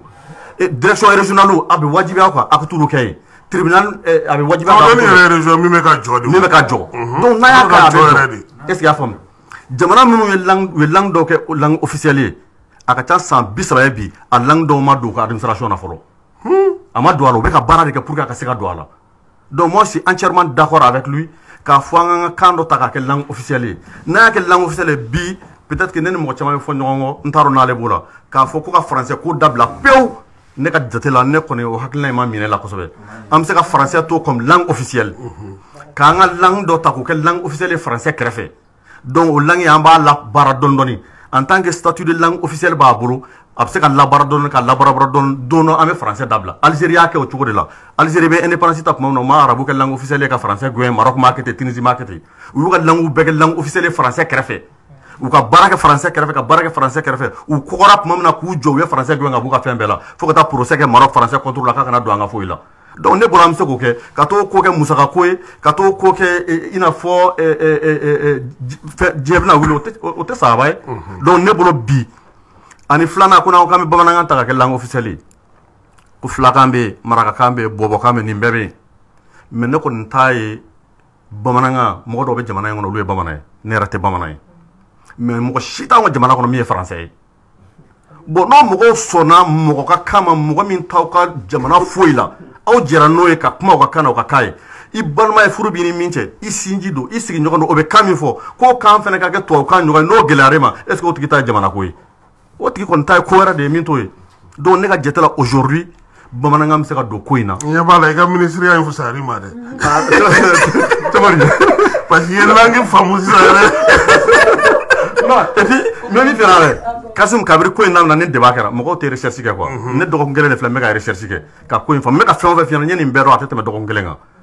n taara don ka recherche kɛ ka fɛn na fɛnw kɛ k'a ye k'a fɔ mɔgɔw bɛ ka min fɔ a caman tɛ sababa ye k'a kɛ i n'a fɔ ni. non musaka ko in de fɔra kosɛbɛ. musaka ko in tɛ sababa ye musaka ko in tɛ sababa ye u ye musaka fɔ maintenant u ye techniquement u y'a yira k'a tɛ se ka kɛ ne ye dɔw yɛrɛ mankan mɛn qu'est-ce que an bɛna avion dilan cogo taara di bamanankan na wa. a ma s'o nin bɛɛ fɔra yan nɔ est ce que i y'a faamu nafa min b'a la union européenne u ka langue officielle yɔrɔ organisation internationale fana ka langue officielle b'u bolo union européenne ka langue officielle ye 24 langues officielles u ma sɔn jamana si kelen ka langue ka kɛ officielle k'o imposer quoi o ni langue officielle ye 4 de ye 6 de ye mais nafa min bɛ langue officielle la ni bamanankan kɛra an ka langue officielle ye n'a y'an ka président ja n'a taara ONU na a bɛ se ka kuma bamanankan na a bɛ se ka kuma français la n'olu fila bɛɛ kɛra fɛn ye maintenant ONU bɛ kuma langue fɛn o fɛn la ONU ka langue de travail n'a ye bamanankan fɔ a bɛ wajibiya ONU kan k'a traduire o langue bɛɛ la. a bɛ se ka t'i jɔ ka bamanankan fɔ. a bɛ se k'i jɔ ka bamanankan fɔ Iran président t'i jɔ ka farsi de fɔ farsi tɛ ONU ka langue de travail ye Turki président t'i jɔ ka turki de fɔ turki t'a ye donc n'u taar'u jɔ a bɛ traduire ONU ka langue de travail la langue min ye langue de travail ONU na. i bɛ presque u tulo lamɛn. voilà arabu français anglais c'est à dire que jamana fɛn o fɛn ni droit de veto b'a bolo o jamana 5 fila bɛ anglais fɔ donc o jamana 4 o b'a la. Espagne farala kan ani arabu donc olu de ONU ka fɛn mɔgɔ o mɔgɔ jamana o jamana n'i nana kuma ONU tribune kan a bɛ traduire o langue 6 la maintenant n'a ye bamanankan k'an ka langue officielle ye an ka ɲɛmɔgɔ bɛ t'u jɔ ONU na u bɛ bamanankan fɔ a bɛ traduire nin langue 4 na ni français fana y'an diya an b'a fɔ an ye Macron ye ka taa anglais fɔ Amérique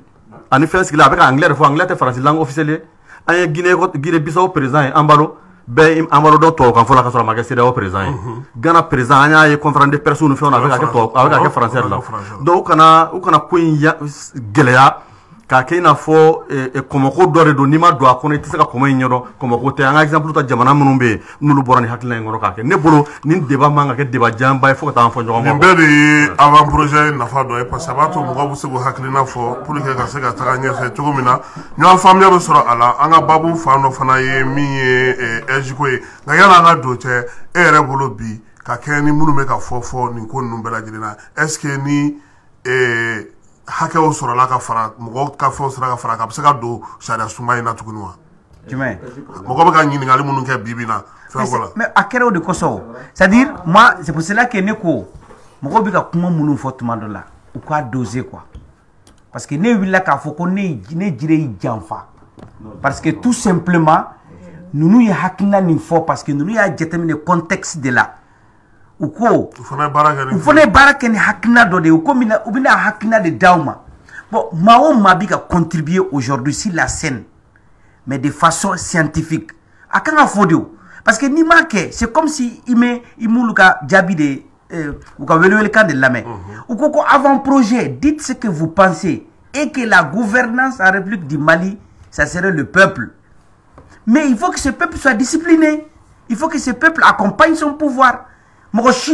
C'est écrit ici. Les langues ont une vocation d'être officielles. Maintenant, qu'est-ce qui se passe? Quelle est la difficulté même au Mali? La loi a dit qu'il y a 13 langues. Il faut au préalable concerter les Maliens. Pour que, parce que nous, on est dans une guerre des minorités. Il faut faire beaucoup attention à ça. C'est ça l'idée de ces gens. Parce que dans ça, il y a toutes les ethnies. Moi, je suis la constitution. Ethnie bebala. Mali ethnie bebala. Non, c'est pour te dire que moi, je suis un enfant, qu'on est dans ethnie provide. Et puis, nous ne sommes pas en train de faire nous ne sommes pas en train de faire mais pourquoi vous ne sommes pas en train de parce que si nous voulons le voir, il faut que nous soyons imposants. Mais maintenant, les Maliens sont là. Ou quoi, il faut que nous soyons officiels. Ambe fait de aucun planning kerefe anga tout qu'à préparer. Mais il faut préparer les gens à ça. Maintenant, les gens qui sont en train d'expliquer ou ta village là ou pas il faut mourir. Nous me fait corroborer quand de kala, nous me fait fulakan de kala, mais au yara ka déterminer. Mun kanga kala bébé mun fort. Parce qu'il faut faire attention aussi, le Mali c'est 1 240 000 km². 2 tiers, presque 3 tiers du pays n'ont pas le bambara comme langue nationale, langue maternelle. Le Bamanaka, là, c'est Bamako. Tu parles à Kai. Nous, on a eu la chance, je dis. Une chance sur la Mali région Beke. De Kai à Kidal, Taudeni Menaka. Mais moi, j'étais surpris de talent Kai. Djaja Morobe Kai, Mouté Bamanaka. Village où la web marque 40 drônes de faux. Il faut qu'on a tout le fait, qu'on y fouille. Mali Herebe Nindela. C'est pas qu'il n'est retard, parce que déjà au Coco, la langue là, c'est un patrimoine culturel. Ça veut dire quoi? Oui. Et langue officielle qui est française, non, attention. C'est que vous le comprenez. Voilà, je vais vous dire. Attendez. Le français là n'est pas pour la France. Le français est une langue d'expression universelle. Mais j'arrive. Le français est une langue d'expression universelle. Le français n'est pas... Mais le français vient du latin. Mais allez, français, Borami. Français de français au Taïwo. Français, c'est pour le monde. L'anglais, c'est pour le monde. L'anglais est devenu la langue du business. Nima anglais, faut scientifiquement, il donne à Madafa. Tout scientifique, c'est pourquoi on appelle les analphabètes fonctionnels. On ne peut pas comprendre qu'un doctorat ne savent pas écrire et lire en chose. C'est comme l'informatique. L'informatique s'applique à tout le monde. C'est pour cela qu'il faut être intellectuellement mûr pour convaincre les Maliens. Faites beaucoup attention. La République dont on parle, République, ça vient d'où? Pourquoi on dit République du Mali? Ça ne dérange personne. Mais la République n'est pas malienne. La République est Rome. La République est née. La République, fallait n'a pas dit. Nous avons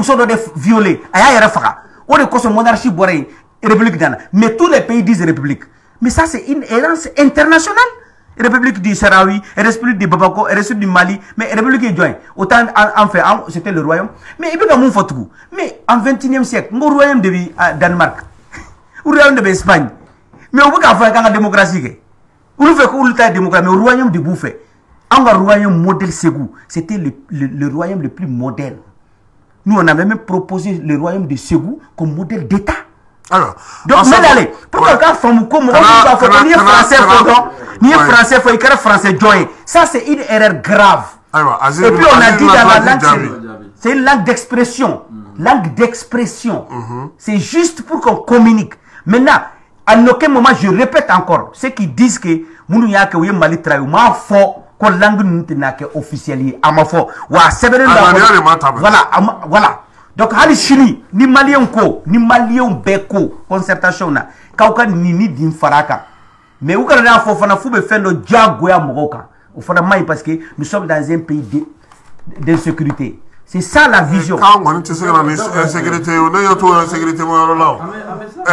Asadou, ni yelema mun be ka keni ani ɲininkali mun be ka keni e yɛrɛ bolo est ce que a bɛ se ka fara kan tuguni ka mɔgɔw lamɛnni ka dɔ fara o kan commission ka se ka baara kɛ ka se ka olu don a la wa? Kasim, e ma ye ne ko n ko avant projet n ko i tɛ n'i bila kuma caman ba fɔli la fɛn dɔw nili donnen don an bɛ kanko kuma min na titre 2 de l'état et de la souveraineté article 31 o de b'a kuma fɔ kɔrɔlen min kun b'an bolo o tun bɛ dan dɔrɔn la loi fixe les modalités de protection de promotion, il va faire les modalités d'officialisation de la langue nationale. Mais avant cette phrase, maintenant, Aziz Nunga Koulou, il va revenir à la spécialité. Aziz Nounou, on Kango soutenir la mais on va acteur principal ou Kakuka comme des batailles, il va faire un nyado ko fin chamambe fallait politique, Canada mais politique numa. Et politicien humain ni moi era humain quoi donc en même il faut Aziz Nounou quand on ko fait pour soutenir Alissa Farazini mba sans faire no de ka fo elles ont le statut de langue nationale et ont vocation à devenir des langues officielles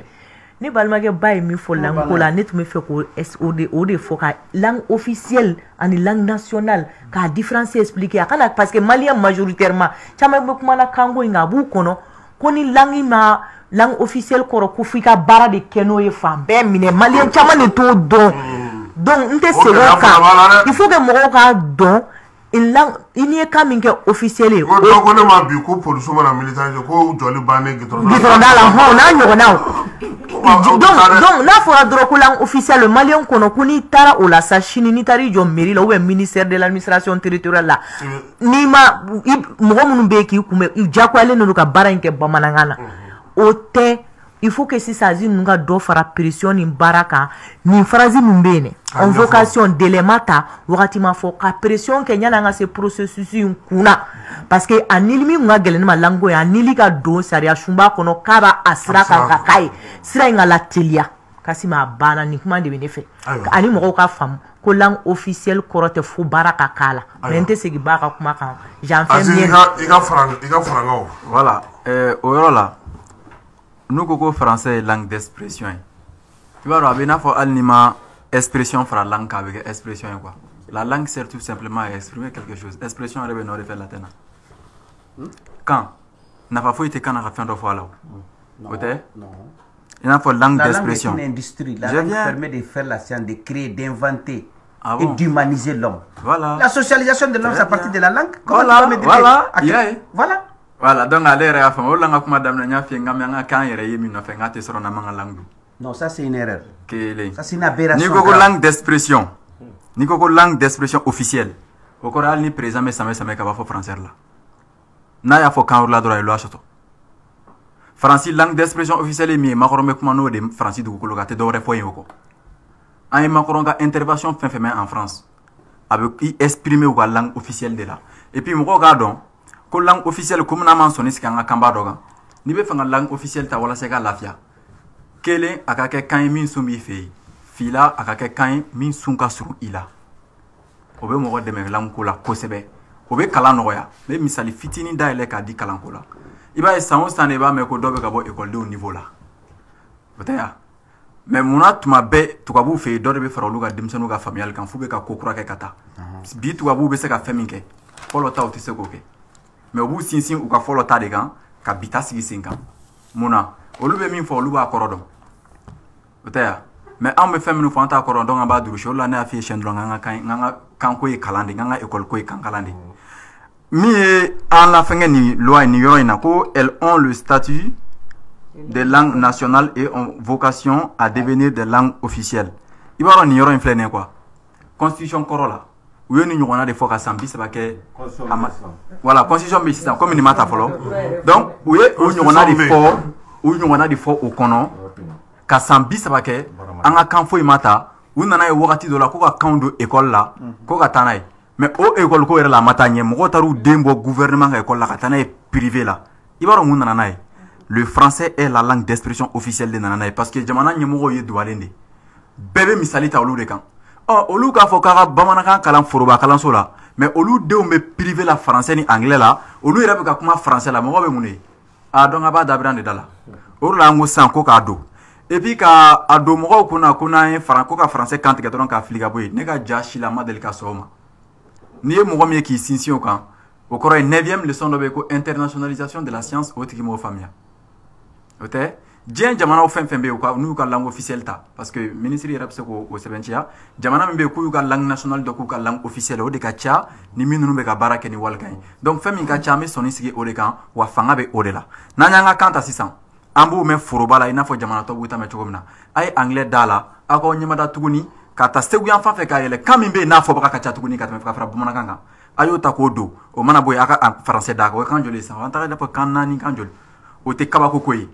Singapour filɛ Mali ka indépendance ka kɔrɔ a ta ye ni san 5 de mais langue 4 de b'a ka constitution na Singapour de ye jamana 2nan ye diɲɛ bɛɛ Europe dilan na maa tile 1 ma saban sɔrɔ Europe la mɔgɔ minnu bɛ kanko in lagosi tuguni k'an bɛna avion dilan a la cogo di olu ye ko lagosi de ye i n'a fɔ i donna ni kuma ye kuma dɔ nana an b'i wele i ka kuma la i bɛ fɛn dɔ la i tɛ fɛn dɔ la o ko tɛ n'a sɔrɔ diɲɛ développement ko langue scientifique de bɛ yen ko langue scientifique bɛ diɲɛ kɔnɔ Chine tun man kan tɛ ka bombe S400 sɔrɔ a ka kan na Corée du Nord tun man kan tɛ ka bombe S400 sɔrɔ a ka kan na Russie tun man kan tɛ ka bombe S400 fana sɔrɔ k'a to Russian na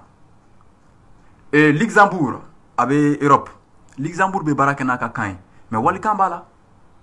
donc an bɛ baara kɛ n'an ka kan de ka walikan d'a kan français ka kɛ langue vivante parce que olu y'a yira yan ko l'État peut adopter par la loi toute autre langue étrangère comme langue d'expression officielle o la san français bɛ kɛ i n'a fɔ anw ka langue maternelle de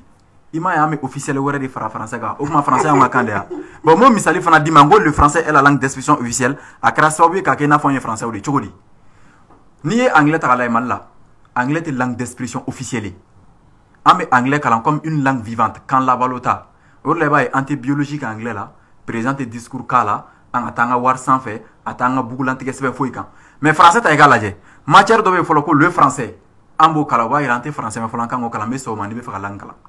mais munna anw ka dugu sigicogo n'an ka kow kɛcogo bɛɛ lajɛlen bɛ fɔ français la fo n'i t'o français ma a bɛ f'e ma k'e ye kunfin ye o bɛ k'a fɔ jamana kelen min kɔnɔ o mɔgɔ kalannenw bɛ ka boli jamana wɛrɛ ka minɛ nɔfɛ o tɛ baara kɛ français la donc o b'a yira anw de bɛ nkalon kan o de la n bɛ n sinsin constitution yɔrɔ in na donc n'u tun y'a don a nɔfɛ an tun bɛ k'a dilan yen de ka taa parce que an y'a ye 92 a ma don min kɛ a ma se ka don ba la Allemagne ye mun de kɛ guerre mondiale la bateau min bɛ migiw ta ka taa kɛlɛ kɛ guerre mondiale la a tun bɛ Allemagne kelen de bolo a tun ma ban dilan na a ko ni ne ko n bɛ nin ban nin kɔnɔ dilan na ka kɛlɛ kɛ n'a ye ko diɲɛ bɛ dadili kɛ na k'a ye kɛlɛ kɛ n'a ye k'an b'a dilan ka taa donc u b'an ka kan don de fɛnw bɛ kɛ traduit a la ka taa mais n'an ka kan ma don jamana musaka tɛ don a da fɛ e m'a ye u b'a fɔ ko partenaire technique et financier k'o de bɛ n'an ka kan ko don ba la o tɛ i n'a fɔ jakumani kana fali dege doni tacogo la o ye fili de ye donc an b'a ɲini u fɛ ni mɔgɔw k'u hakilina fɔ a la u ka sinsin a kan an ka kan ka don français nɔfɛ a ka fara a ka langue officielle kan an b'an ta dilan ka taa n'a ye ten de don. ayiwa an bɛ bɔ kanko la an bɛna EJ la EJ maaw bi olu y'u ka kalikansiɲɛ kɛ cour suprême na n'o ye maa 15 ye maa 15 minnu fana nin ye sira dilen u ma u ka se ka u ka jɛkulu sigi ka ɲɛmɔgɔw sigi i n'a fɔ u ka sariya fɔ cogo min na monsieur le ministre EJ kuma cayara dɛ. EJ kuma cayara et puis EJ kuma n bɛ caman kalama a la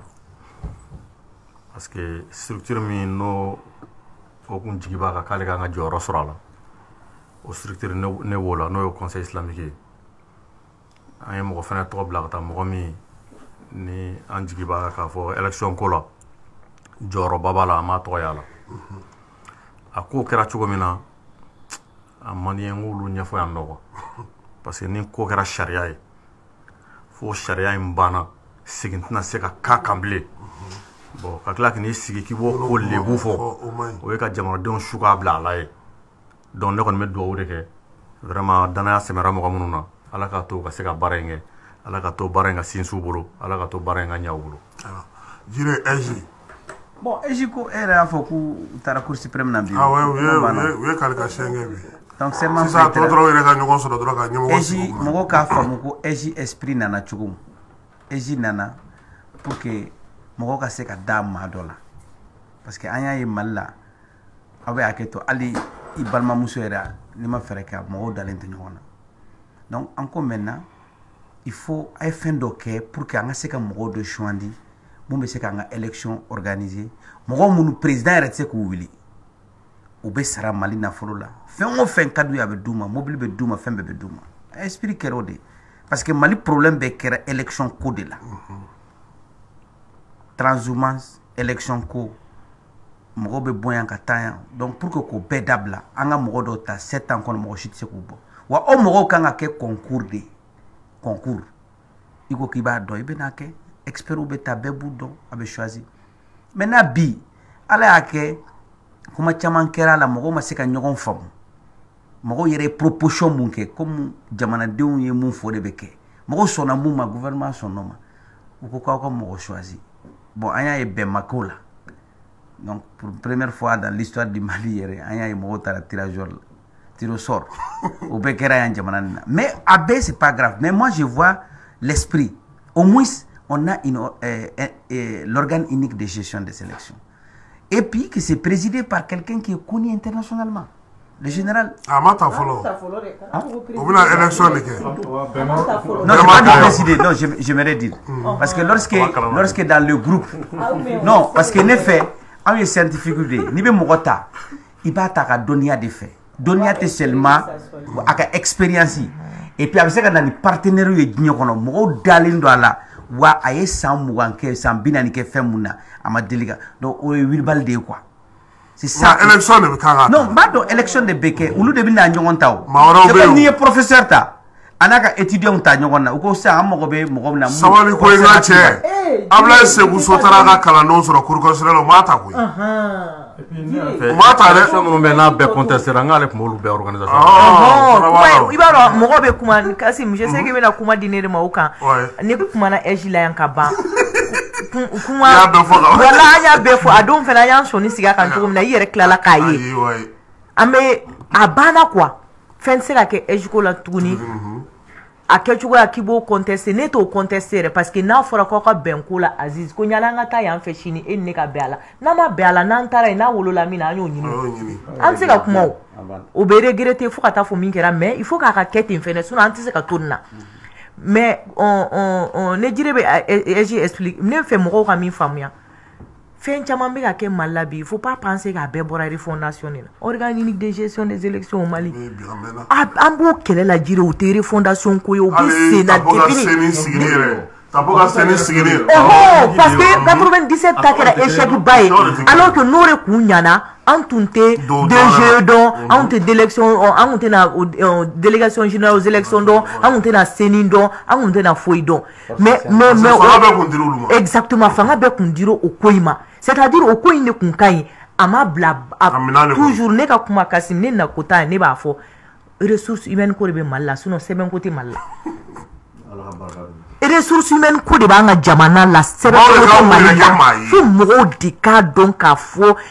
ba ɲɛtina yan yɔrɔ la Kasim ɲɛtina jire ɲɛtina mais n bilala ne ka Ala ɲɛ bɛ na a kɛ n'i ma maaw ka sara sɔrɔ i b'o dɔ in sara sɔrɔ kuma in yɛrɛ bɛɛ filɛ nin ye donc n'an seginna ka na o la après 97 échec fo ka n'a kun cɛ bi ni maaw ye n'i ko an ka kuma kan an ye tɔgɔ minnu ye bi minnu taara tirage au sort la an tɛ se ka kuma o kan tuguni olu chance de an bɛ dugawu k'u ye Ala ka ta fanga d'u ma an don dɔw kɛra aluma kalo wɔɔrɔ sɔrɔ e tɛ mɔgɔ i tɛ kɛlɛtigɛ dabila Kasim kana an bila kuma la i tɛ kɛlɛtigɛ dabila o y'olu garisigɛ de ye ne kɔni m'a faamu dɛ ayi ne bɛ se ka min fɔ peut-être que komi n tɛ kuma fɛn kan awɔ mais ba i jɔ n ka tila dɔɔni kɛ Aziz turu pa Aziz ou bien Aziz kuda awɔ donc an bɛ dugawu de kɛ le fait que an ye a ye mɔgɔw y'a kɔnɔ mɔgɔ minnu n'i ka parcours kɔrɔlen ta k'a lajɛ a ka ca Ala fɛ u bɛ se ka nɔbɔ an bɛ bɔ nin bɛɛ kɔnɔ donc général Chaka b'a la professeur Foma yɛrɛ fɛnɛ b'a la maa caman b'a kɔnɔ donc vraiment an ye mun ye bi an bɛ dugawu k'u ye Ala k'a ɲɛ ka d'an ma Aziz Ejiko ou bien e m'a fɔ k'u ye kalenkan de ta bi voilà o de la quoi n'i bɛ fɛ ka kɔnɔ fara i bɛ da de bɔ a la quoi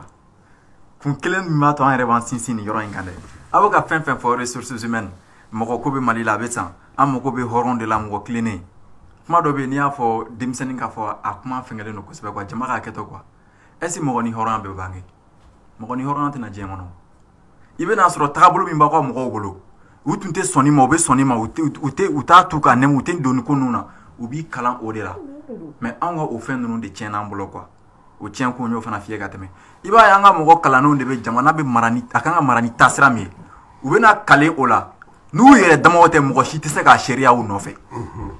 n'a fɔra k'e ka kalenkan ta 100 sigi la mɔgɔ 100 y'a lamɛn mɔgɔ 10 de y'a sariya o y'a faamuya tɔ 90 min bɛ olu ye jumɛn ye sisan olu tɛ se k'i ka baara contrôler o parce que u t'a dɔn min bɛ yen u t'a dɔn i sigilen don kan min kan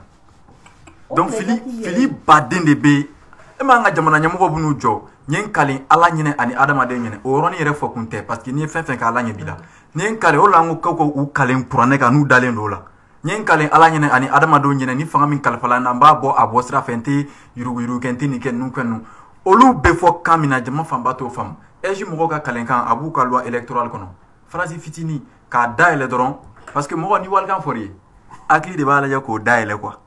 mais n'i kalenkanna i yɛrɛ bɛ kan min kɔrɔ dɔn i tɛ sɔn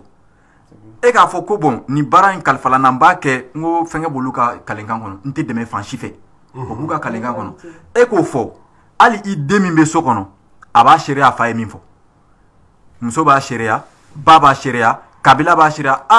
an balimakɛ an den an fa a ye kalenkan ta jamana ko la u b'i ka baara bɛɛ jateminɛ hali n'i ko k'i bɛ na ni fɛn sugu dɔ ye u b'a lajɛ i ye kalenkan min ta ni nin ye sugu bɛ ɲɔgɔn ɲɛ sira la mais e y'o min yɛrɛ fɔ olu yɛrɛ t'a dɔn min don n'i nana min d'u ma wagati min na o de don n'i ye min bɔ o de don donc o yɔrɔnin na dɛ ma kuma tigɛ n balimakɛ la an fɛnɛ k'an sɔnni sigi yɔrɔ dɔ kan awɔ an k'an sɔnni sigi yɔrɔ dɔ kan o yɔrɔ la tu sais Aziz ne bɛ se ka n kale n ka du kɔnɔ sisan ka bamanankan n'an ka denbaya bɛɛ bɛ min faamu u b'a se ka seereya mais ni ne tɛ hɔrɔn ye ni ne tɛ siran ne bɛ taa dɔ wɛrɛ kɛ denbaya bɛ se ka mun de b'o la ne bɛ fɛ kuma in ye o yɔrɔ de ye u k'a mɛnli ne bɛ fɛ Aziz ka to ka min fara a ka kumaw kan u k'a mɛnli u k'a seereya ni ne yɛrɛ ye man ɲi ni ne y'a décider n ye n kale n ka kan na bɛɛ y'a faamu mais ne to n'o baara kɛ an mana taa bila a baara la ne bɛ dɔ wɛrɛ kɛ i bɛ se ka na n ma k'o ɲɛfɔ mɔgɔw fɛn o fɛn faamu quoi Kasim me fɛ ka min fɔ ni i bilala ko la ni maloya t'i la i kale kan kana a tɛ nafa ɲɛ o. a tɛ nafa ɲɛ o. denko t'o la fako t'o o de la la bako t'o la. peut-être ne n'a ye kuma kelen fɔ mais ale bɛ k'a fɔ cogoya wɛrɛ fɛ ne y'o de fɔ ni i ka kɛ hɔrɔn ye an ni hɔrɔnya tɛ wolo mais an ka environnement culturel an ka lamɔ cogoya o bɛ na ni danbe ɲumantigiya ni hɔrɔnya ɲan na ne bɛ fɛ n'an bilala baara o baara la an y'a kɛ ni kan o kan ye an ka langue nationale fara langue wɛrɛw kan i b'a kɛ ni kan o kan i k'a kɛ ni mara min b'a na ye an ye mun dɔn ne bɛ to k'o de fɔ n ka débat la i ye yan kuma bɛɛ o yɔrɔnin dɛ peu importe o kɛra kan o kan na n'o tabiya b'i la baara in ti tiɲɛ o i b'a kɛ jamana kama. ok n bɛ misali d'i ma mun de la sisan kuranɛ sɔsɔ ka go misali la quoi parce que a seere ka ca a seere de ka ca n'i ko sisan k'i bɛ fɛn dɔ fɔ n'e ko k'i bɛ fɛn dɔ fɔ min t'a kɔnɔ kuranɛ tɛna fɛ ko nin bɛ tan nin bɛ tan mɔgɔ de b'a fɔ i bɛ ka nin yɔrɔ min kalan nin bɛ tan dɛ mɔgɔ wɛrɛ b'a jaabi nin bɛ tan dɛ parce que a gundo kalifalen don mɔgɔ caman na jamana ko la bɛɛ ye mɔgɔ ɲuman ye mais mɔgɔw tɛ yen faamuya jamana ko la bɛɛ ye hɔrɔn ye hali jamana cira mɔgɔ min bolo n'i y'a tigi ɲininka a b'a fɔ k'ale ye hɔrɔn de o tɛ yan mais mun de y'a kɛ mɔgɔw jamakulu de kan ka jamana baara kalifala mɔgɔ min na k'a contrôler donc aw tɛ ɲɔgɔn contrôler ka ɲɔgɔn faamu abada n'a tɛ taa sira kelen kan kɛcogo t'a la f'a ka kɛ longueur d'onde kelen de kan aw bɛ ɲɔgɔn faamuya o la ni e bɛ fɛ ka sira jɛngɛ an ka se k'a fɔ cɛ nin ma kalifa e kelen na dɛ misali la sisan dɔ ka na jɔ ko ko n'i bɛ kidali yan fan fɛ cɛ ni cɛ bɛ se ka ɲɔgɔn furu yen nɔ hali constitution kura in mɔgɔ bɛna mun de fɔ o b'a fɔ ayi sariya ma sɔn o ma dɛ sariya ko muso ni muso de bɛ furu. mais est-ce que n'i y'a fɔ tubabukan na o kelen tɛ f'i ye. voilà parce que o y'a ye tubabukan mɛnnaw bɛ mais n'i taara n'a ye sisan ka taa fɔ kan na tubabukan mɛnna tɛ yen kan foyi mɛnbaga tɛ a ko tɔgɔ bɛ kɛ parce que e kelen de b'o kan mɛn e de b'a sariya mɔgɔ tɛ se k'i sɔsɔ a la ni perewu foyi ye mun na n'i ko k'i b'o kɛ sisan a tɛ sɔn parce que a fɔra bɛɛ ye ko jamana sariya ma sɔn cɛ ni cɛ muso ka furu ma donc i b'a ye a kunnafoni ka ca donc n'i b'a suyɛn cogo cogo i bɛ minɛ jamana kan ka kɛ ten de jamana fɛn bɛɛ kan ka dayɛlɛ de bɛɛ k'a faamu. ayiwa an ka kurun sera siyan na ni ouais c'est à dire an ka problème yalla sariya ko tɛ quoi an balimamuso da i bɛ ka kuma kuncɛ kuma tugu a la. o de bɛna tuguni na d'accord donc sanni an ka kuma kuncɛ kuma tugu a la point kelen bɛ ne ɲinɛna kɔ kosɛbɛ Kasim fɛn in na n bɛ ka n ka fɛn na sisan n y'a ye o de ye k'a fɔ président de la république n'a sigira kalo kelen nafolo fɛn o fɛn b'a bolo a b'a bɛɛ déclaration kɛ san o san fɛnɛ a bɛ tila ka ni dɔ farala kan walima ni dɔ bɔra a b'o fɛnɛ déclaration kɛ o kelen bɛ kɛ ministrew la o kelen bɛ kɛ députéw la o kelen bɛ kɛ sénateurs la min o tɛ ne bolo baasi ye u nana baasi min fara kan ne ka jate la dɛ ka tila ka ko bɛ publier jamanaden bɛɛ de bɛ n'o lamɛn bon ne ka fa mini fɛn na 26 mars la bon non a bɛ publier fan bɛɛ quoi ne ka jate la c'est à dire que yuruguyurugu kɛlɛli ani yuruguyurugu hami o de y'u bila nin na quoi mais ne ka jate la hadamaden i ka nafolo o y'i ka patrimoine de mɔgɔ ka patrimoine ani ka intimité de lielen bɛ ɲɔgɔn na ne ye si bɛ kɛ baara la sanu bɛ n bolo n balimaw t'a kalama n sigiɲɔgɔnw t'a kalama foyi t'a kalama n ye misi dɔ san o bɛ dɔ bolo wɛrɛ la yan fɛ maa si t'a kalama n bɛ ka n den ka kow dilan n'a ye dɔɔni dɔɔni ni se ye min ye n b'a di k'a fɔ suko ni dugusɛjɛ o kana walakata jamanaden bɛɛ ko mɛn ne bolo problème ba ye quoi non tu n'es pas obligé non jɔyɔrɔ bɛ se ka ɲini non jɔyɔrɔ bɛ se ka ɲini an kana ko ye quoi jɔyɔrɔ bɛ se ka ɲini Kasim ka sɔrɔ ma warakata o jamana caman bɛ bi olu ka jɔyɔrɔ ko kɛlɛ mais est-ce que u tɛ ka siran fana mɔgɔ b'a yɛlɛma mɔgɔw tɔgɔ la non o bɛɛ bɛ se ka kɛ o n bɛ ka min f'i ɲɛna dɔrɔn c'est pour te dire que n n'o de fɔ n ka kuma la n k'al'o la efficacité ba t'a la i bɛ se ka yɛlɛma mɔgɔ tɔgɔ la mais min yɛrɛ bɛ yen ni jamana minnu bɛ yen n'a t'olu ka jamana kɔnɔ olu ka yuruguyurugu kɛlɛ ye nafa min las'u ma anw ka yuruguyurugu kɛlɛ m'o las'an ma o parce que anw ka yuruguyurugu kɛlɛ min bɛ structure min bɛ Mali la c'est-à-dire les structures de lutte contre la corruption au Mali i bɛ diɲɛ jamana caman fara ɲɔgɔn kan Mali ta ka ca n'a bɛɛ ye parce que olu bɛ baara k'a yɔrɔ la olu de bɛ balo ka ɲɛ o voilà olu bɛ balo ka ɲɛ parce que an ka yuruguyurugu n'i ye chaîne de lutte contre la corruption n'i y'a chaîne lajɛ kabiri l'enquête préliminaire fo ka taa se i jɔ baara la k'i juger i b'a sɔrɔ a chaîne bɛɛ corrompilen don kabiri enquête bɛ daminɛ polisi walima gendarmerie la ka t'i jɔ fo baara la mais a b'a sɔrɔ structure bɛ fɛnw bɛ min b'a la parce que an ka yuruguyurugu fɛn bɛ yuruguyurugu favoriser an ka jamana kɔnɔ an ka jamana culture yɛrɛ de bɛ yuruguyurugu favoriser il faut que o ka fɔ mɔgɔ ye mɔgɔw k'o dɔn Kasum n'i kɛra maire walima n'i kɛra député ye mɔgɔ o mɔgɔ mana t'i fɛ yen k'a ka so binna k'i k'a dɛmɛ n'i ko wari t'i kun ndengena ka bɔ école la wari tɛ n kun u y'u ka soirée organiser wari tɛ n kun u y'u ka courant kɛ wari tɛ n kun i ma kunna diya i ka élection bɛ d'aw ma u tɛ ta bilen maintenant pour que i k'a ta f'i ka mɔgɔw kungo dilan voilà donc pour que i ka mɔgɔw kungo dilan i bɛ fɛn sɔrɔ la ne delila k'a fɛ ka tabalen ka fɛn in kɔnɔ Kasim bi n'i kɛra jamana ministre ye i muso tɛ se ka ye u feerekɛlaw bɛ hakɛ to dɛ dɔgɔyama tɛ mɛ misaliya don i muso ka misisen feere la trésor da la o tɛ passé an ka jamana kɔnɔ hali n'o y'a sɔrɔ a bɛ miliyɔn de sɔrɔ k'i dɛmɛ k'i ka courant sara k'i denw ka école sara k'i ka luwanse sara mɔgɔw b'a préférer a ka sigi so u bolo o ne danbe tɛ taa o ne ka fɛn tɛ taa donc o pression sociale min b'i kan o bɛ kɛ sababu ye e b'i muso bonya a bɛna sigi so a tɛ baara la a kan ka dépense fɛn o fɛn ta i ye e bɛ t'o dépense bɛɛ ɲini ni sira dɔ ye sira min man ɲi tentation bɛ bonya i bolo o fɛn caman b'an ka jamana la ni kɛnɛ ne ni e den ɲɔgɔn ye dugu kɔnɔ n bɛ t'i bara su ani tile n'a ye sɔrɔ téléphone ci la mobili kɔnɔ n'a ye minɛ ka taa n datugu Kasim ni ala ma jan kɛ e n'a fɔlɔ de bɛ kɛlɛ ne tɛ dɛ e tɛ jɛn n'a ka taa ne datugu parce que n ye infraction ye ka téléphone kɛ mɔgɔ dɔ bɛ yen o fɛnɛ a ye ne bila parce que a fa terikɛ ye n ye ani politicien min bɛ ɲɔgɔn fɛ o ye dɔ minɛ 500 bɔ kun mais a fana b'a ka 500 minɛ k'o bila kɛ donc an ka jamana lahalaya n'an ka jamana culture o yɛrɛ de ye problème ye corruption kɛlɛli la mɔgɔ si tɛ yen k'i n'a denmisɛnninya kɛ ɲɔgɔn fɛ ka kɔrɔbaya ɲɔgɔn fɛ ka ɲɛnamaya bɛɛ kɛ ɲɔgɔn fɛ o de ye procureur ye walima o de ye juge ye e ka minɛ ka taa kaso la k'i ye jamana nafolo dun se fɛn o fɛn b'a ye k'i dɛmɛ a b'i dɛmɛ walasa i ka se ka bɔ cogoya min na n'a m'a kɛ sigiɲɔgɔnw b'a juguya balimaw b'a juguya bɛɛ b'a juguya jamana kɔrɔ i sigilen sigida la bɛɛ bɛ k'i juguya mɔgɔ bɛ se k'o pression supporter ya bon n'i ye ninnu bɔ an ka yurugu tentation na justement donc ninnu bɛɛ lajɛlen bɛ kɛ sababu ye ka tentation bonya an ka corruption na ani ka fɛ sinon ne ka jate la k'a fɔ ko sariya ko dɔrɔn tɛ quoi donc ne bolo ka taa mɔgɔw ka pourtant a bɛ k'i ka kuma kɔrɔlen de ye fo maliyɛn yɛrɛ de ka falen voilà fo maliyɛn de ka falen et puis filanan ka kuma kuncɛ pewu n ka kuma laban fɔ jire da sera a ma bɛɛ da sera nin wagati in na yɔrɔ mɔgɔ ma ma ko jamana in kɔnɔ ka politicien bɔ mais sufɛ ne yɛrɛ bɛ n da ka miiri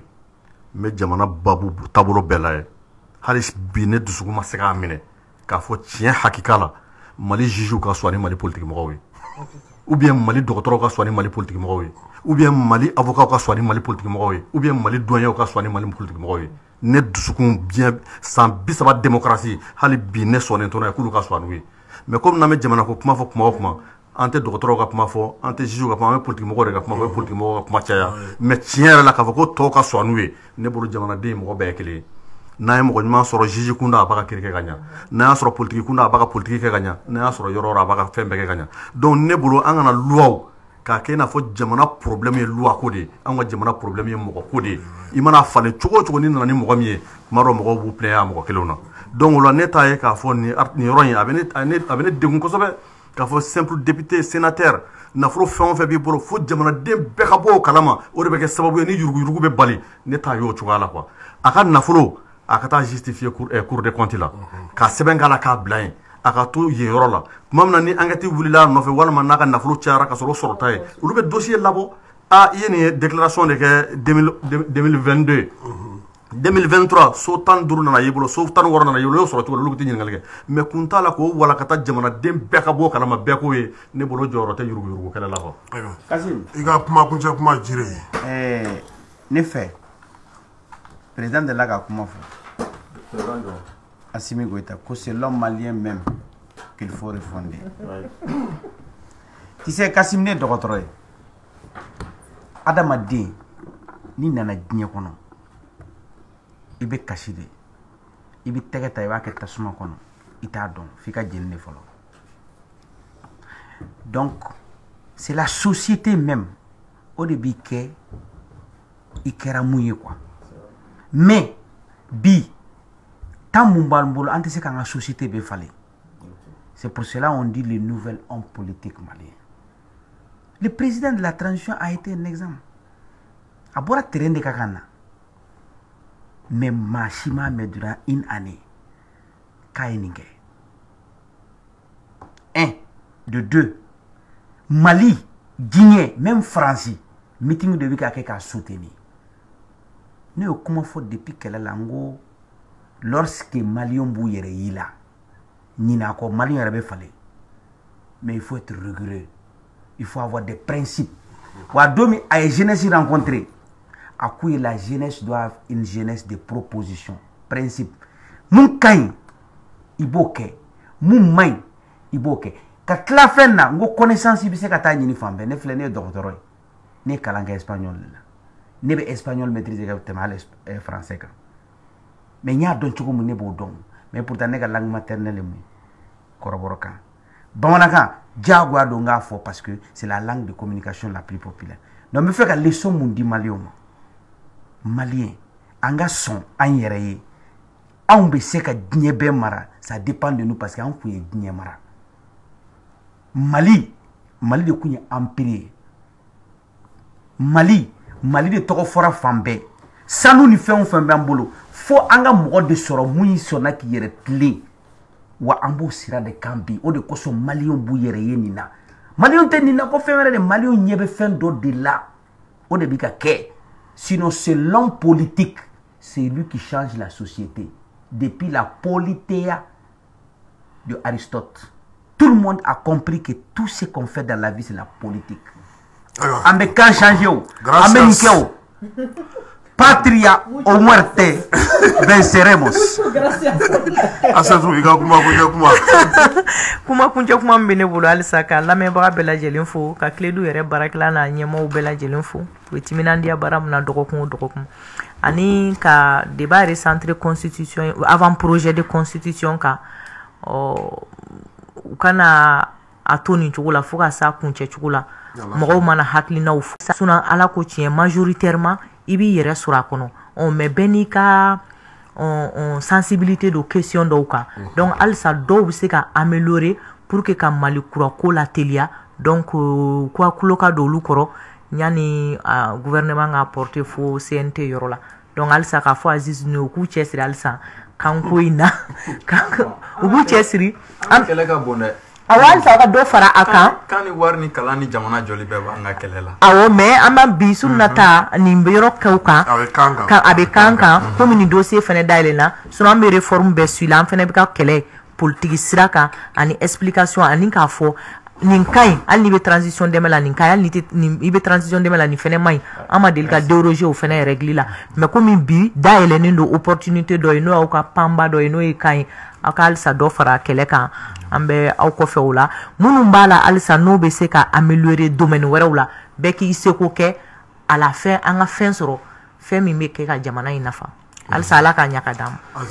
bon ne tun bɛ fɛ ka yɔrɔ fitinin fara ministre ka yɔrɔ kan quoi i b'a dɔn ne yɛrɛ filɛ nin i m'a ye ko minnu bɛ kɛ foroba la olu de ka di ne ye tiɲɛ na a kɔni ka di ne ye jamana musaka bɛ don fɛn fɛn da fɛ jamanadenw ka bɔ o kalama donc u ye min fɔ biɲɛw yirali la ne kɔni bolo o ka ɲi kosɛbɛ tiɲɛ na u k'a publier yɛrɛ mɔgɔ ka bɔ a kalama misali la sisan ni mɔgɔ min ye dɔgɔtɔrɔ ye mɔgɔ si tɛna taa e ɲininka sisan e bɛ min sɔrɔ kalo la an mɔgɔ tɛna t'e ɲininka o la mais ni e de ko k'e bɛna kɛ jamana minisiri ye ne ka musaka b'a da fɛ dɛ o la kɔni a bɛ dayɛlɛ de bɛɛ ka bɔ a kalama donc ne b'a ɲini sifinnakaw fɛ kosɛbɛ i m'a ye hali an ka mɔgɔkɔrɔbaw la k'an ka k'an yɛrɛ ye donc o b'a yira k'anw sifinnakaw de kan k'an cɛsiri yɛrɛya ye min ye k'o défend yɔrɔ bɛɛ an si kana an tɛgɛ jigin kɛlɛ in na donc an bɛ Clé du yɛrɛ ɲɛmɔgɔyaso fo kosɛbɛ ka bɛɛ lajɛlen fo k'aw yɛrɛ fo kosɛbɛ